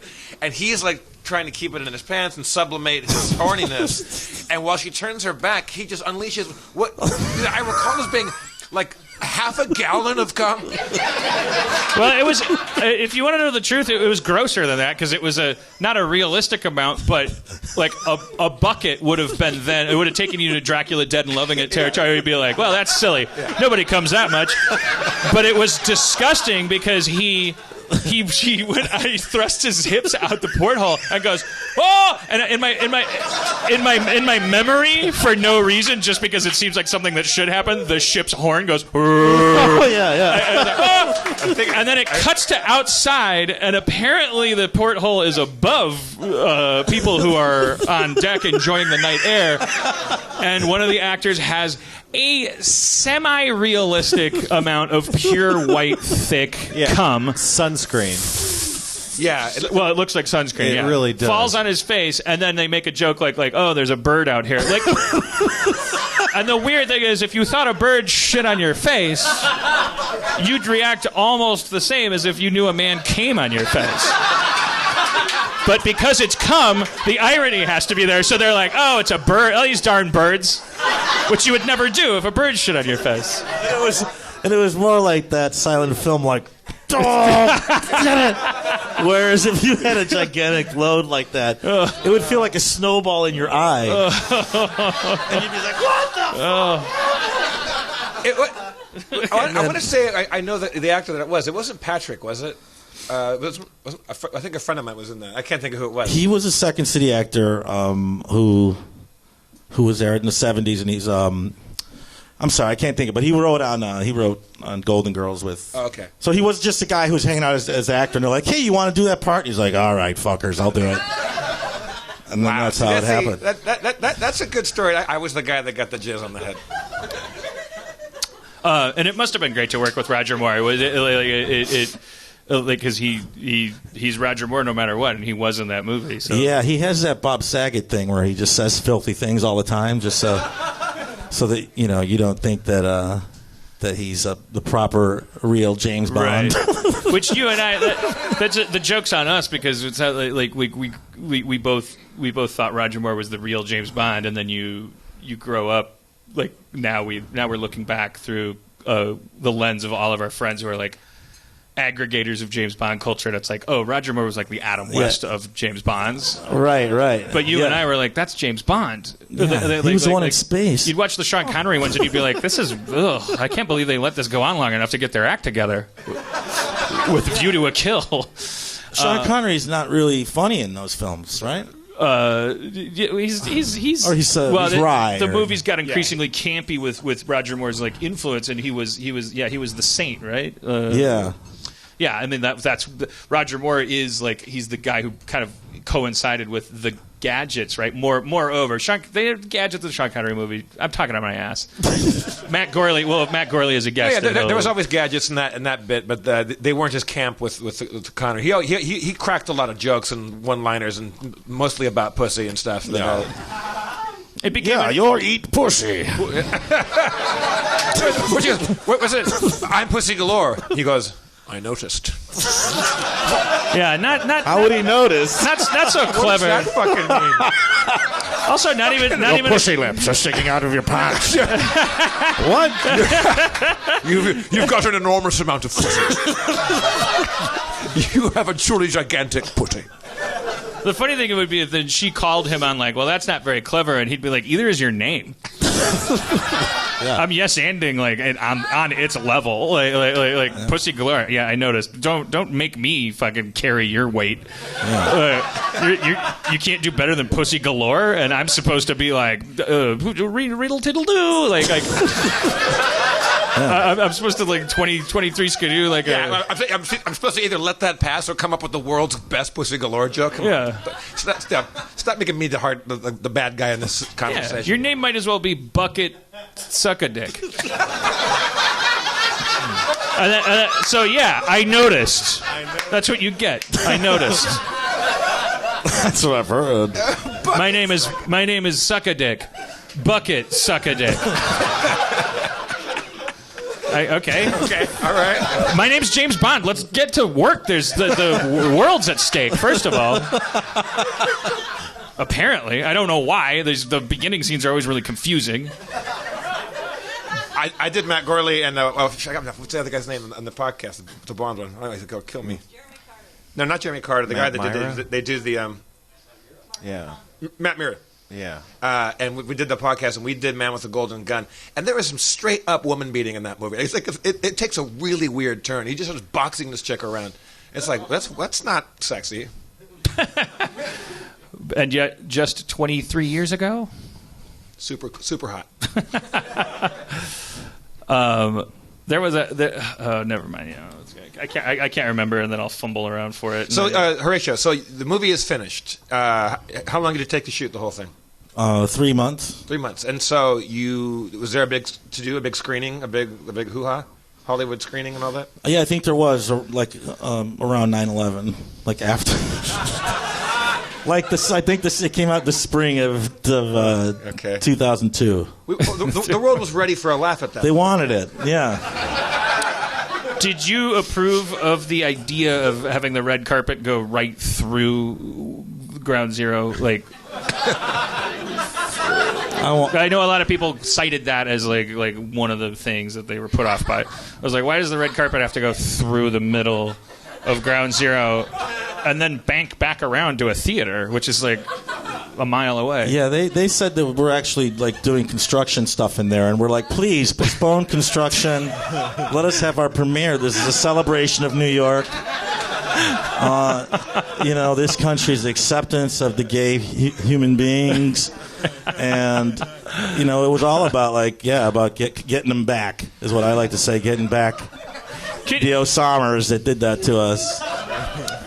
Can you tell whether or not that movie is homophobic when you watch it through like a 2015 lens? Because I can't remember the last time I watched it, but it was like I know it was like in well, the guy who plays a gay guy is just so like he's so out of hand gay that he's wearing like makeup and just like weird, yeah, like if he was doing a space show in the 60s, right. that's how gay he is.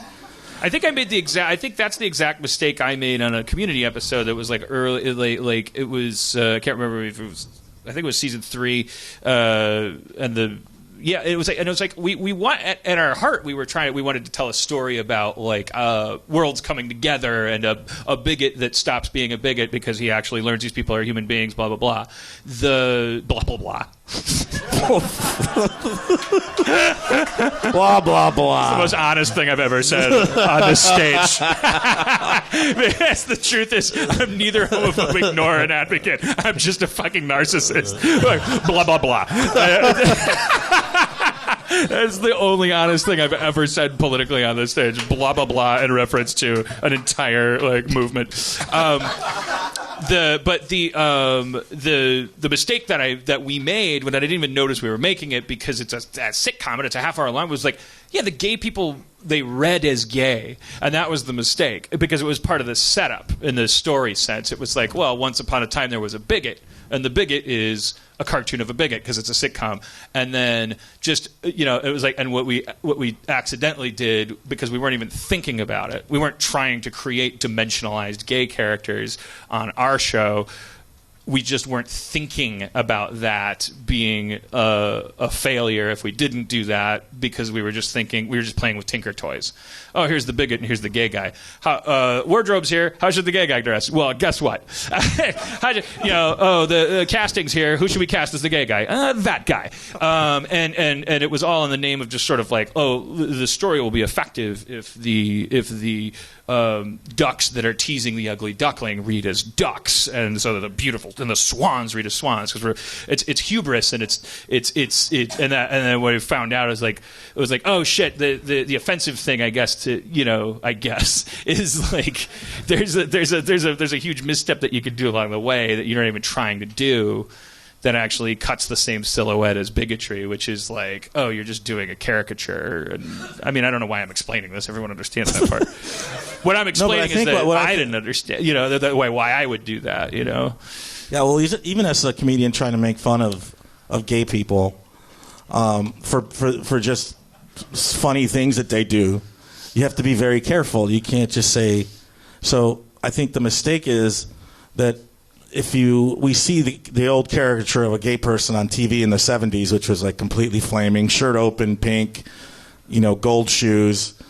And then we're going to make fun of that by making that even more ridiculous. I think that's another mistake people make, is just making it super gay because, see, we know it's a joke, but in the same breath, you have this caricature. Yeah, the idea that I think the mistake is and that I realize now is that you have to write up to every character, and I don't know why I would violate that rule. Like Chevy Chase's character was to me he's a cartoonish because he's this crazy character, but I'm also always writing up to that character. And if a gay guy is walking through the frame and he has 5 seconds to be gay and set up a story point, the challenge is on me, to construct a story because if anybody's watching straight or gay, it's actually, I think I'd summarize the mistake as being writers tend to we forget that the whole goal is immersification,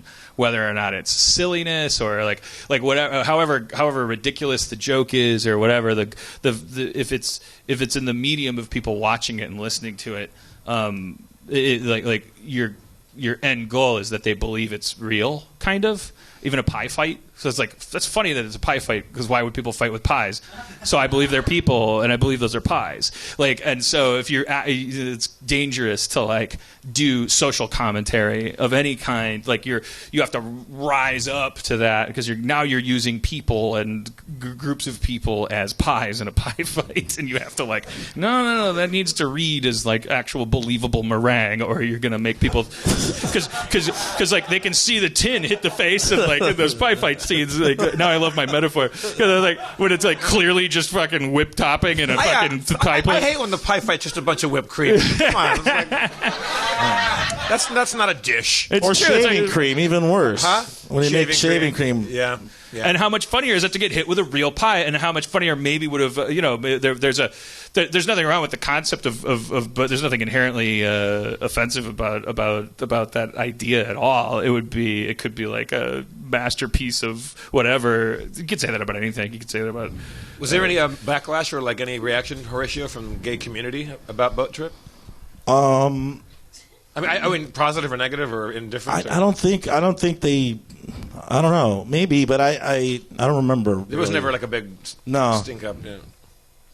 No, because the heart was in the right place. My character learned that gay people were human. Yeah. Right. What was your character? How does your character's arc end? Does he come out as gay, or does he just accept the? I accept gays, and I end up hooking up with this woman who lives in the hills in Sweden. I find her, and she's some sexy thing that for some reason was there. So it ends up okay for me.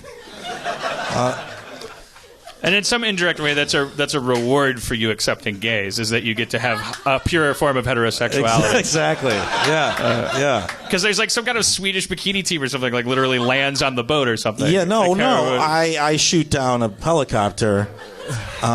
With your cum. With my cum. The whole super cum is explained in the first 5 minutes of the movie. Cuba and I eat these weird donuts that have this stuff that we get super cum. That's why this. No. Wait, where was I? Well, you were shooting down a helicopter. I shot down a helicopter. I had forgotten that I shot this scene, so when I saw this, I got really high and saw this movie 2 years later after I made it, and I'm like, what? I shoot down a helicopter with a flare gun? Holy shit, I remember having to act okay, the helicopter's falling. There's 9 models inside the plane. The helicopter you just shot down. So you don't know what you're gonna do. You're gonna get some help. You're gonna jump in the water. And it was, I just it hit me pretty hard that I'd shot down a helicopter in this comedy that we had made. Wait, that was the bridge too far for you in that movie? Yeah. Yeah, I mean, if you watch that, all believability goes out the window right there. Everyone's really at the edge of their seat saying, like, wow, I hope these guys figure it out. And then after that, they're like, oh, what the hell? These guys are jokers. So nowadays, and I guess this is where if it was like a single camera production, it would fade down and the Chiron would say life after boat trip. So now we talk about current things. I thought that would be funnier. Like there would be piano keys playing. Like we have to be after the boat trip. It's like that Leif Garrett interview from Hollywood, E! True Hollywood Story. You guys know about Leif Garrett? And he got drunk and then him and his buddy got in a car wreck and his buddy's paralyzed. Right. Oh, and so then he talks about it. And he's like, I'm like, Paulie, I'm sorry, man. Never forgive me. And then Paulie comes out and forgives him. But he looked so fucked up from, like, the days when he was a teen idol. And then, like, he had, like, a bandana covering because his hair was, like, probably half of it was gone or had been shaved by somebody. Yeah, he's pretty bald. Yeah. So yeah, that's that moment right now. Why would someone just shave his hair? I mean, it probably fell out, right? Yeah, well, shave like you're drugged out, and someone's like, "Pay me my money, or I'm gonna shave after that." You think he was wearing it like? You thought maybe because as soon as I saw that, I was like, "Oh, it's just traditional, like the guy from Poison, whatever." You know, it's like that bandana thing. It's just like the weirdest impulses. Can I get your take on Trump's hair? Because I was researching today. I know it's a hack topic, but honestly, the more I read about it, the more I'm confused. Like that there's actually no consensus about what is going on. My theory is that he has some strands in the back, maybe that he kind of like swirls around. Yeah. If not, he might have a wig, but at this point. At this point, probably it started as a swirl. Now it's maybe a wig that looks just like it. Huh. That's an interesting. Okay. That's similar to the double comb-over theory, right? Yeah. I mean, I always thought it was like accepted theory that I was always kind of boggled by that it was a double comb-over, which that it was from the side like a traditional one, and then I guess from the back. Like he has like riff-raff from... So it's like two weather forces coming together. And that's why it looks kind of like a basket, like if you look closely. Like But it all flies up as one if the wind touches it. And but he's not bald underneath that. That as far as I can tell... I don't know. I was researching it today because now I really want to know because, of course, he's be our next commander-in-chief. And... watch out, Ireland, because I love the idea that people in Ireland are like, I don't know if you heard that. My wife's in Ireland, and they're like, the people that she's talking to, the big thing that they keep coming back to is like, I can't do an Irish accent, but give it a try. And then he tried. Is Donald Trump going to win? Like they really because I guess I guess we feel like those days have been here and have gone. That idea that the world is worried that a maniac will be president of America.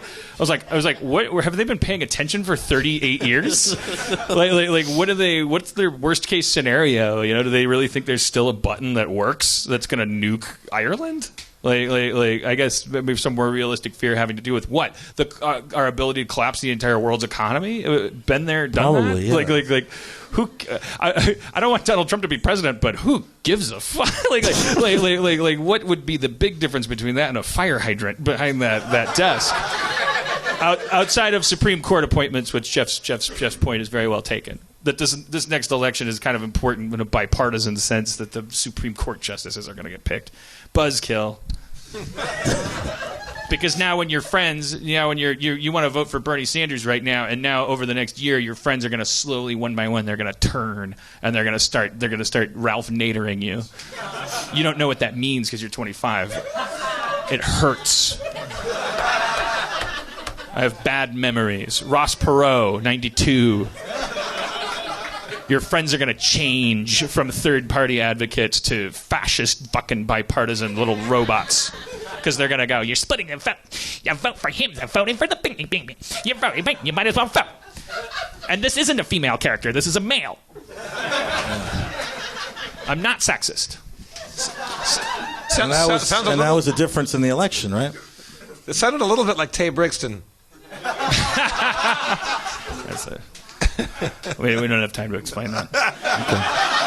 All right. Well, we usually give our guests two choices. You can either have a double gulp or no.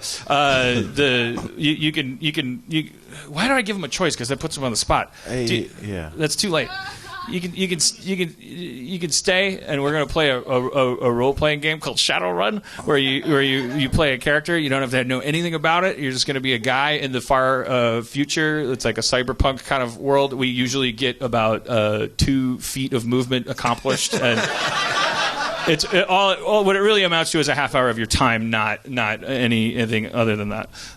Or you can leave. And we can plug whatever you want to plug, and you can. No, I'll hang out. Yeah. Well, let's bring out DeMorge Brown. Let's bring out DeMorge. DeMorge.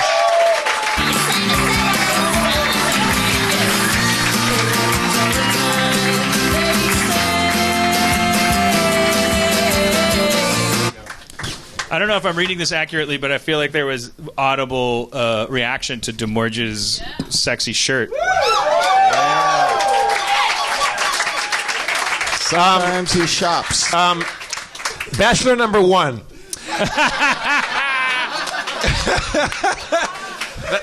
That shirt is fucking legit, man. That is Every great, man. once in a while I go shopping and I go, that piece of whatever that is. Yeah, that is a great. I couldn't pull that off, but you look great, and it's a good thing for you. This will only make 4 people laugh that are not even in the audience. They're watching on their laptops. When you pick that shirt in Borderlands 2, the video game, it's called Clever Girl.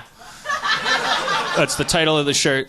There's different armors in the game, and they all have themes. And it looks like a Jurassic camouflage. Now I know. Clever Girl would be. Oh, so that wasn't a real Borderlands 2 skin. That was just you're using Borderlands 2 as a springboard to make a Jurassic Park clothing joke? Yeah. Okay. See, Yes. again, Okay. it's like the Philharmonic thing from earlier. I'm still bothered by that. Well, you know what? Guess what? I'm not a professional entertainer. He got my part of my ABC sitcom.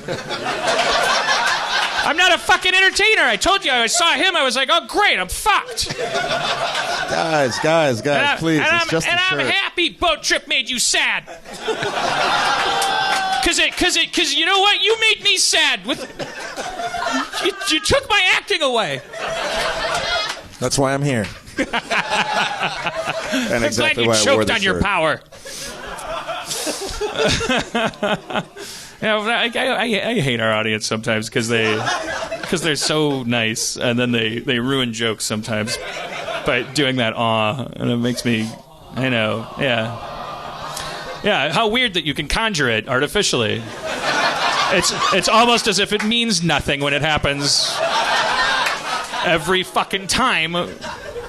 Yeah, the is hard to come back from. Yeah.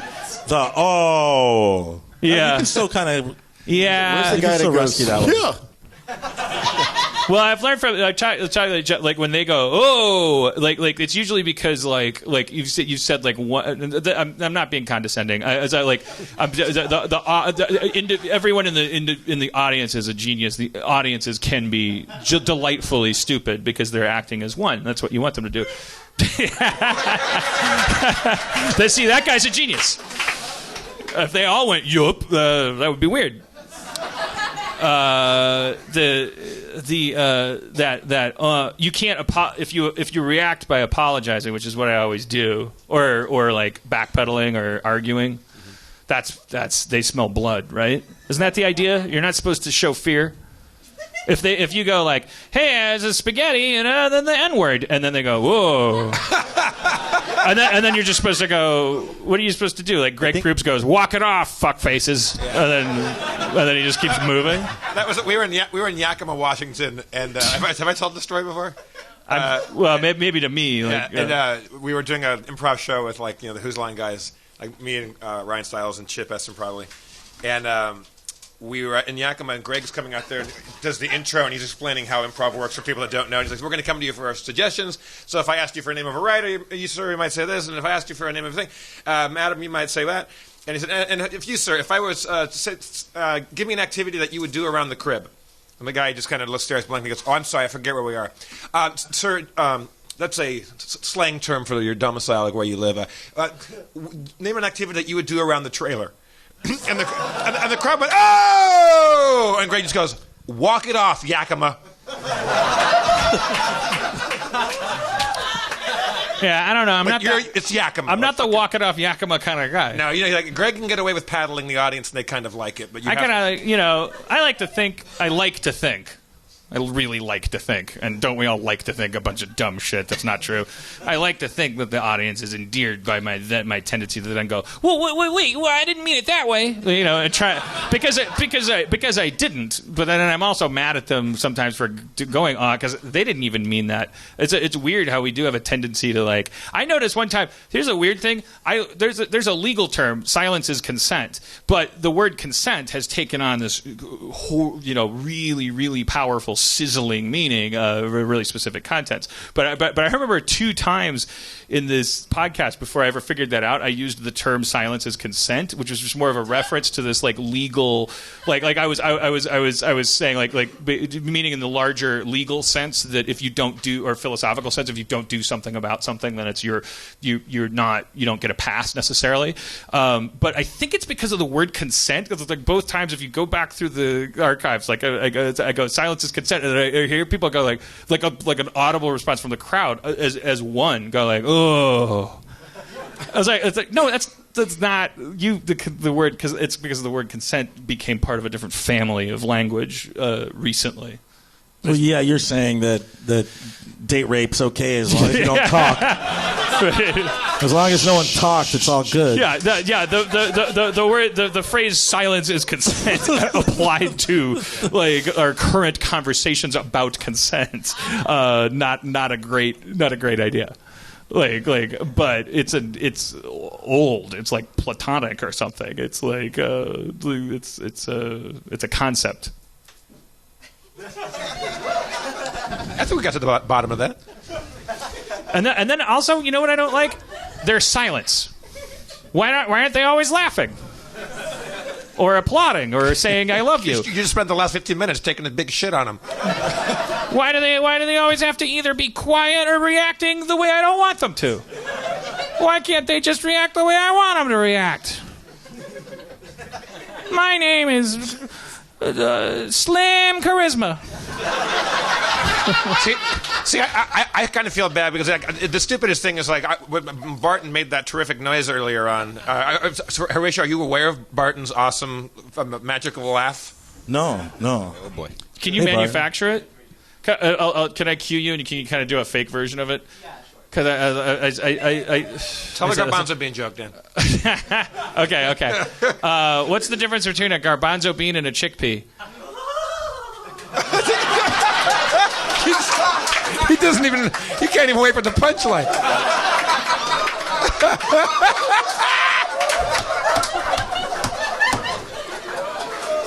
It's like Glenda the Good Witch walking in on you while you're taking a shit.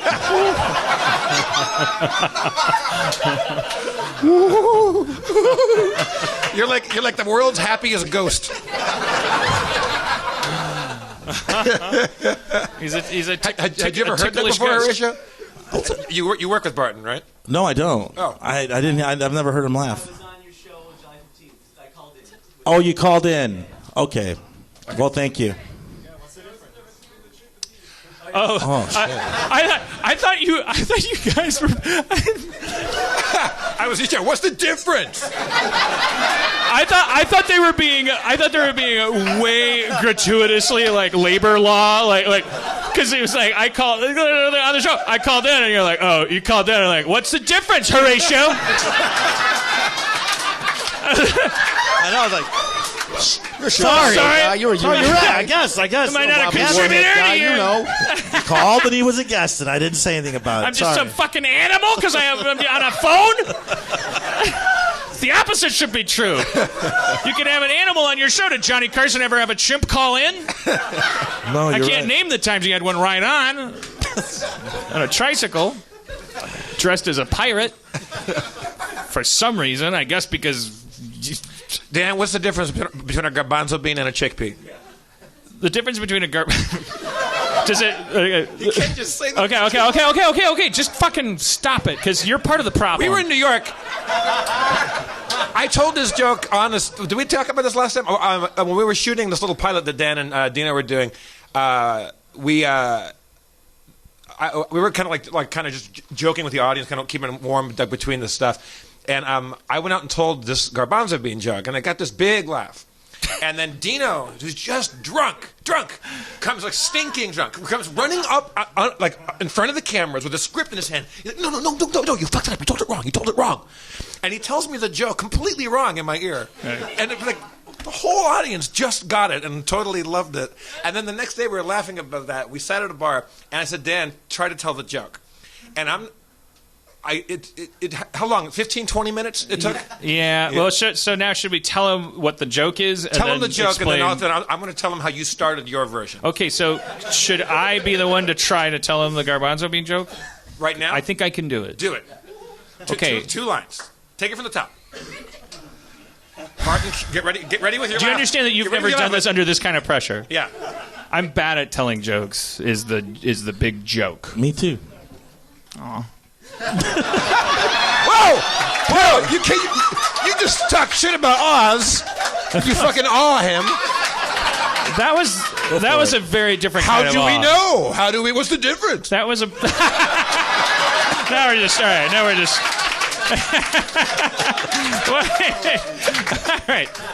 All right. What's the difference between a garbanzo bean and a chickpea? I don't pay $200 to have a garbanzo bean in my mouth.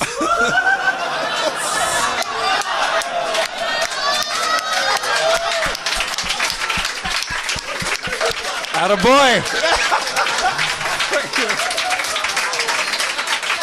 Time flies like a soup, a banana flies like an arrow. Okay, so... Time flies like an arrow, but fruit flies like a banana. Yeah, I'm sure all these jokes have their little codes. It's called the order of the words to make them funny.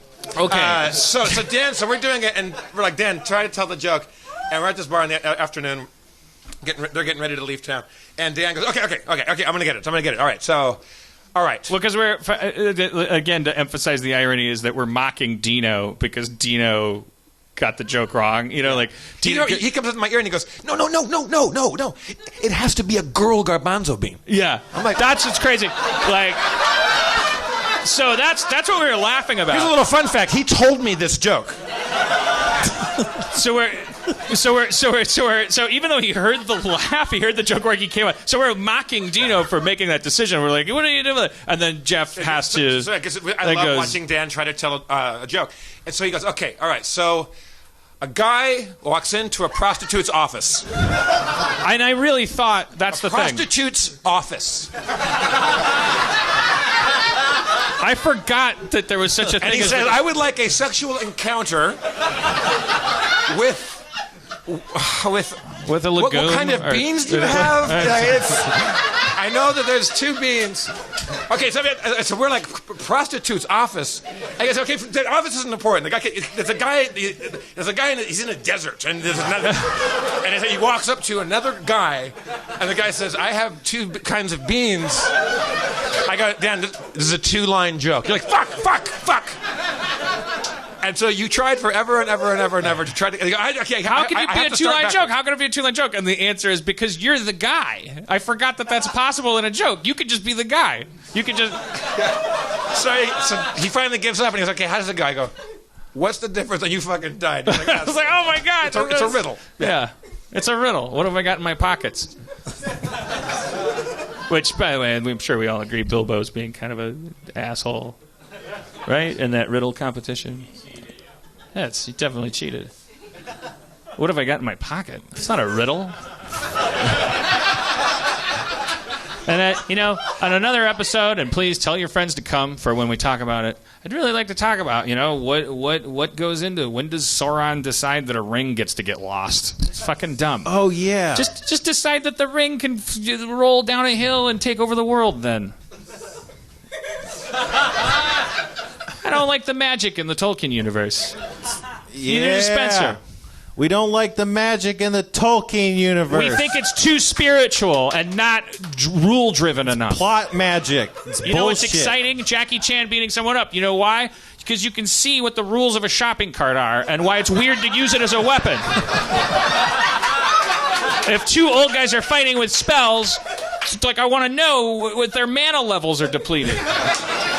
And what's the rules? Like knock knock, who's there? And then it's like, aren't you glad I didn't say banana? And you're like, that's clever. He did magic better than the other guy, or he knows more spells, or he had a secret spell button in his pocket, or just give me the shit that I came for, Tolkien. You'll never defeat me, Saruman, for I have a magical spell button in my pocket. Nice. I think it's funny. Not a single person in this room has reacted to me the right way tonight. Except for Barton. And I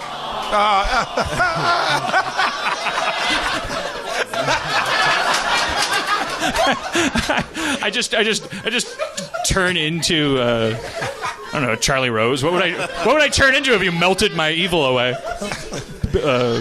I don't know. Jon Stewart? Just a beautiful little baby. I'm a freak out. Freak out.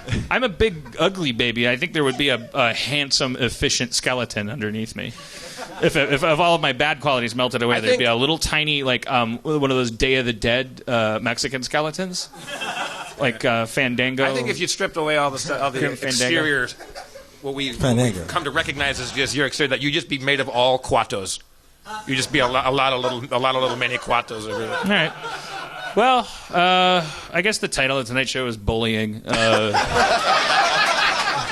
Finding, yeah. Well, there's that way. You can do it that way. I'm not stupid. I know the different kinds of punches. From the I'm not touching you all the way to the oh poor baby. They're all punches. The old soft bullet. I don't know if you guys have heard this term. Microaggression. That's you guys. Constantly. You're a macroaggression of little microaggressions. Yeah, I hope you're expressing real pain. I meant it to hurt. Bad people. All right, what do we? Let's play some Shadow, shall we? Sorry, Horatio. By the way, if you do come and join the Feral Audio family, we'd love to have you back. Or you don't have to. That's not conditional. You can come. You can come back, regardless of business decisions. Okay, thank you. Here we go again. We'd like to have you back, and we'd like you to join the Feral Audio family and listen to your podcast, Hooray Show. All right. And DeMorge, keep coming. Oh, do we want to bring anybody else up? We could. Actually, we want to get a gal to How are we doing, like, head count wise? I mean, I can never remember. I'm always fine. I know you are, but sometimes that seems passive aggressive. Well, I think that's your projection. That's just. Well, I think that's easy to say. Your dream or whatever. I think you're 4 agreements. Callie, you want to come up? Let's get Callie Kazoo, the woman who made the music that you've been hearing all night long. Oh. Callie Fontecchio. What's the name of the new record again, Callie? Contrary to popular belief. And where can these people listen to that and purchase it? On my Bandcamp account, calliekazoo.bandcamp.com. All right. You kids are living in a world of more dots now. That's the big thing. You guys got more dots now. Sorry. Yeah. Also, I don't know if we ever really set the record straight because I think we were talking about the Mickey Mouse hands, and I think we kind of made you sound racist when we talked about that. You misquoted me, or you kind of said it, but then you forgot what you you backstepped. said. I just made a. You guys were talking about cartoon gloves. I'm an animator, by the way. Yay! So I told Jeff when we were at the Renaissance Fair, of all places, that cartoon gloves kind of have a history of being based off of what was one of the most popular forms of comedy long ago, which was minstrel. Minstrel. Oh, I'm sorry. You were right next to me. Oh, boy. Here we go. No, minstrel shows. So like Mickey Mouse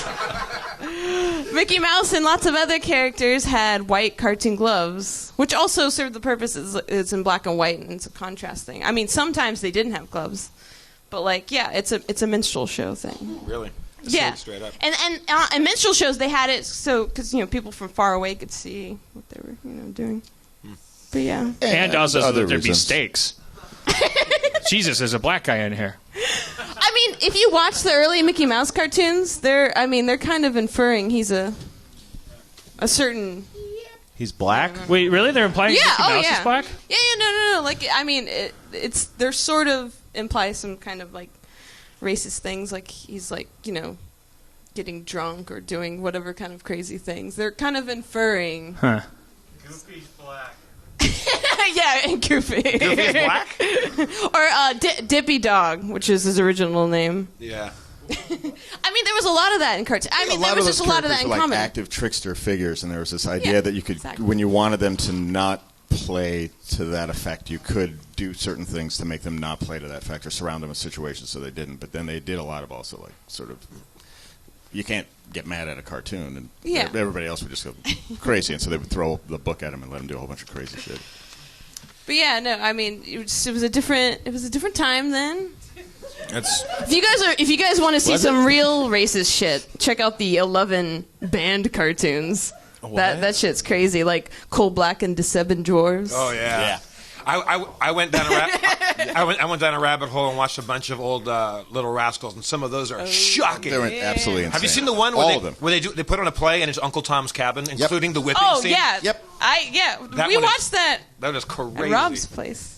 Did we? Oh yeah. With Dina. Yeah, right. Wow. Okay, so That was amazing. speaking of progress, because the show isn't sexist, we let the lady choose which character she wants to play, even though they're not both female characters. Nailed it. It's a combination of chivalry and total fucking like feminist. Ladies first. Do you want to play a dude or a girl? I'll be Aaron's character. Okay. I mean, I like what Aaron started. Thank you. This is going to be a great 10 minutes. There, you're the character created by Kumail Nanjiani. Is that Dr. Friend? I can't even keep track now. Okay. Yeah, This is like Dungeons and Dragons, Horatio, except in the future. And so you're a troll doctor who's kind of let a troubled past. If that doesn't make sense to you, those papers, don't worry about it. Yeah. Doesn't there's make a lot sense of to stuff. anybody else. All right, time's wasting. So let's start this off. I lost my Shadowrun music somehow, my old playlist. So we're going to go back to the old days of the D&D spend. So there's a recap in the beginning, and maybe your training will let you listen better than I do. This one was by Richard Clark. Previously on Harmontown Shadowrun Time, our heroes found themselves placed in the precarious position of dealing with a mysterious beeping briefcase. The noble Dr. Friend enveloped the potential threat with a force field, only to find the group fleeing before his very eyes. Abandoning the case, Hortigard detected a horde of glowing creatures, the damaged auras of the infected souls who lurk in the shadows. As Jim Nightblade sought refuge on a roof of a nearby building, building, the brave runners armed themselves and charged into battle. After cracking wise, Jim Nightblade returned to the beeping case and opened it, only to find a transponder that sends the infected horde into a rage. Will our heroes survive the night? Will a serial number on the device lead our protagonists on a ghoulish side quest? Probably not. Will Hortigard make another poopy mid-battle? Find out on this week's Harmontown Shadow Run Time. Thank you, Spencer. Thank you. All right, are all I never listen to that. Richard Clark. Richard Clark, fake name. Thanks, Richard. Did we kill all the trolls? Ghouls. Ghouls. No. You killed about 4 of them. Most of them ran away. Right. So how many we got left? None. I mean, there's none in your immediate area other than the one you just stunned. You guys were more recently occupied with casting a group agony spell on a car. Oh, that's right. Yeah, I forgot about that. So Richard kind of. Oh yeah, no, I mean nothing happened that episode, so I used the last one. Oh. Yeah. All right. Well, And then they cast agony on a car. Okay. All right. Shadow Run. We gotta find that Johnson who screwed us over. He gave us a troll magnet in a briefcase, a ghoul magnet. Cool. So we all joined hands and we tried to like combine our energy. Oh, yeah. And I did come out of the closet, my character. We were trying to cast an agony spell on whoever. So how'd that work? I mean, what happened is you all cast the spell on a car that's several miles away. So if anything was going to happen, happened, or will happen, okay, there's no way of knowing. All right. Can't I astrally project and see if that worked? Yeah, but you'd have to find the car, and you don't know where it is. Okay, I summon a sparrow. You're too weak. You just summoned a larger air spirit to sit down cross-legged. All right. I would suggest to Dr. Friend that perhaps he applies some sort of healing to our weakened run mate. Dr. Friend, can you try to boost up my mana power level? Yeah, man. I'm a woman. What's that? I'm a woman. I know. I'm blind. I just say man about everybody, you know? All right, that's cool. I call my mom like, hey, man, can you make us some stew? Technically, she's a girl and very sensitive, so... So, what do I do? Look through your spells in there and see if you've got something that can heal me. He's got heal. Oh, yeah, heal. So I just say, yeah, let's do it. Okay, so you do your magic. Cast that spell, Doctor. Best used after first aid is applied. That's true. Huh. Yeah, but they always say that. Like you're supposed to clean your ear out before you put drops in. It's That's like, give true. me a break. Just fix my ear, Doc. Sorry, I'm just doing some stand-up.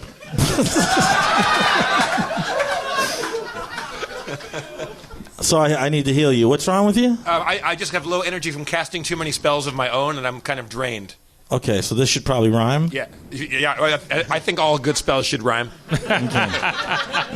Tell me one more time what the problem is. I've drained my energy, Drained. my spiritual energy. I'm going to rhyme it with drain. Okay. He's kind of like I the summon. Penn and Teller of spellcasting. He lets you in on the process. I summon the spirits to clean the spells you have drained. I cast the spirits so wonderful to give your power back that you'll feel rebrained. Nice. Heal! Those are the spirits. Those are spirits. Heal! It sounds like booing. Those are spirits. They're not saying boo. They're saying ooh. Did it work, Spencer? Laying hands on Eve Libertine, magical energy surges forth, reknitting your wounds and refreshing your mind. I feel great. I cast a sparrow to go find the car. All right, I summon a spirit animal with my spirit charm focus. How strong? Level 5, Jackson. Gee. You just got. You're like one of these drunk people on St. Elsewhere that gets a new liver and then they go to the bar. I don't know. Say one of that was a story on St. Elsewhere. Hey, that's the life of a magician. If I die in the process of doing what I do, that's just the life I've chosen. I'd like to say one thing, if I could, to the group. Okay. Just because I feel like a lot of what we did tonight, or this whole, I guess to us it's been tonight, but this has been going on for a while, and I feel like we're bad shadow runners, and like we've had a bad shadow run, and I've made a lot of bad decisions, and like we got to chalk this one up as a failure, right? Like they got away. They gave us a ghoul magnet instead of money. We didn't get any money. It's not over till it's over. Yeah, my bird could still. Half of the characters that we were supposed to either kidnap or protect are dead. Like we just kept giving them to the bad guys, or they kept killing them. Like there's no lens through which we could be viewed as even anti-heroes, because even anti-heroes are part hero. Like we're like anti-neighbors, maybe. Are you suggesting that we just drop this as it lies? You know what? This is the great thing about being a Shadowrunner. Do you think Banksy dwells on? Was like, oh, I spray painted that rat wrong. I should stop being Banksy. He gets up and he tries again. You know, like we just move on and we hope that this doesn't show up on our LinkedIn. So you just want to start from scratch, new Johnson, new Shadowrun?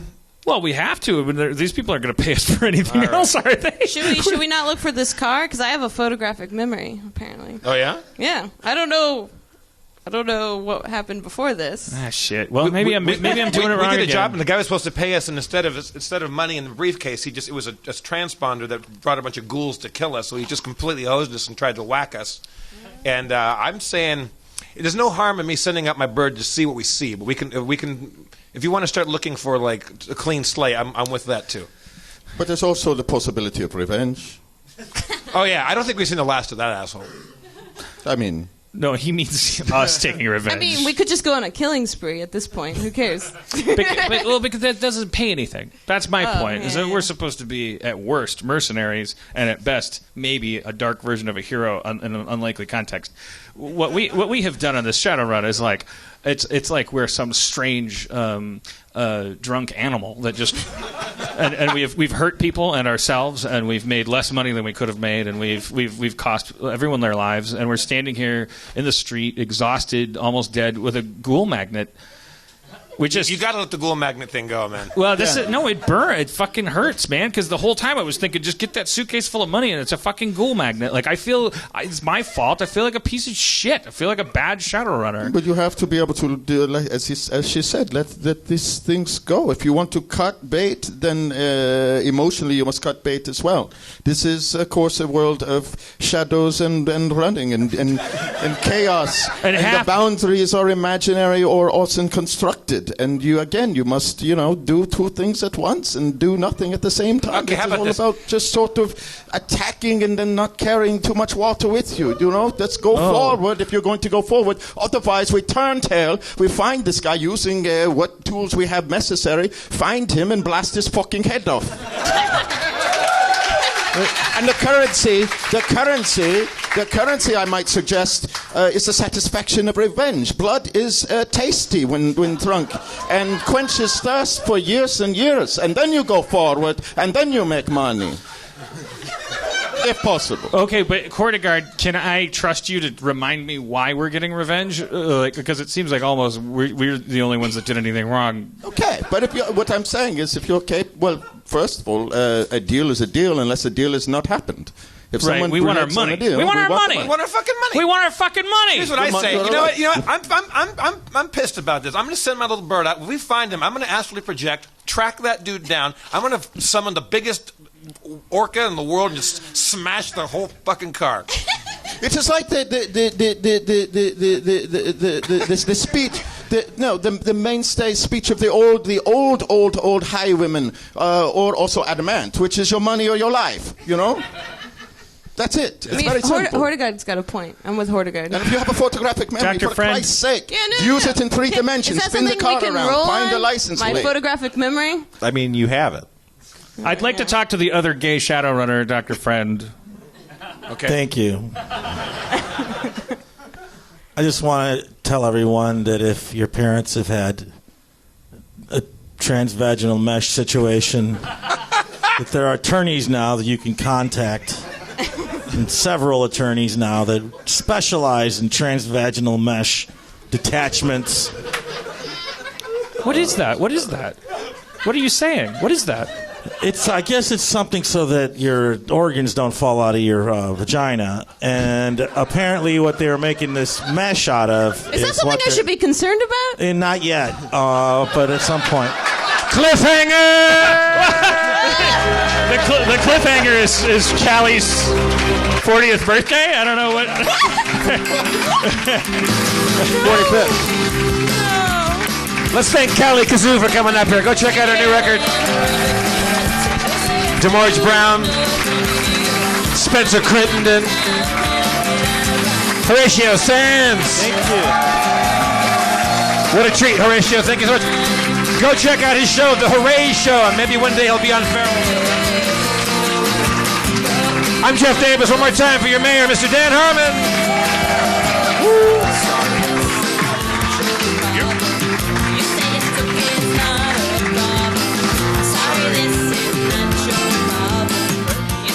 Did you get any of that?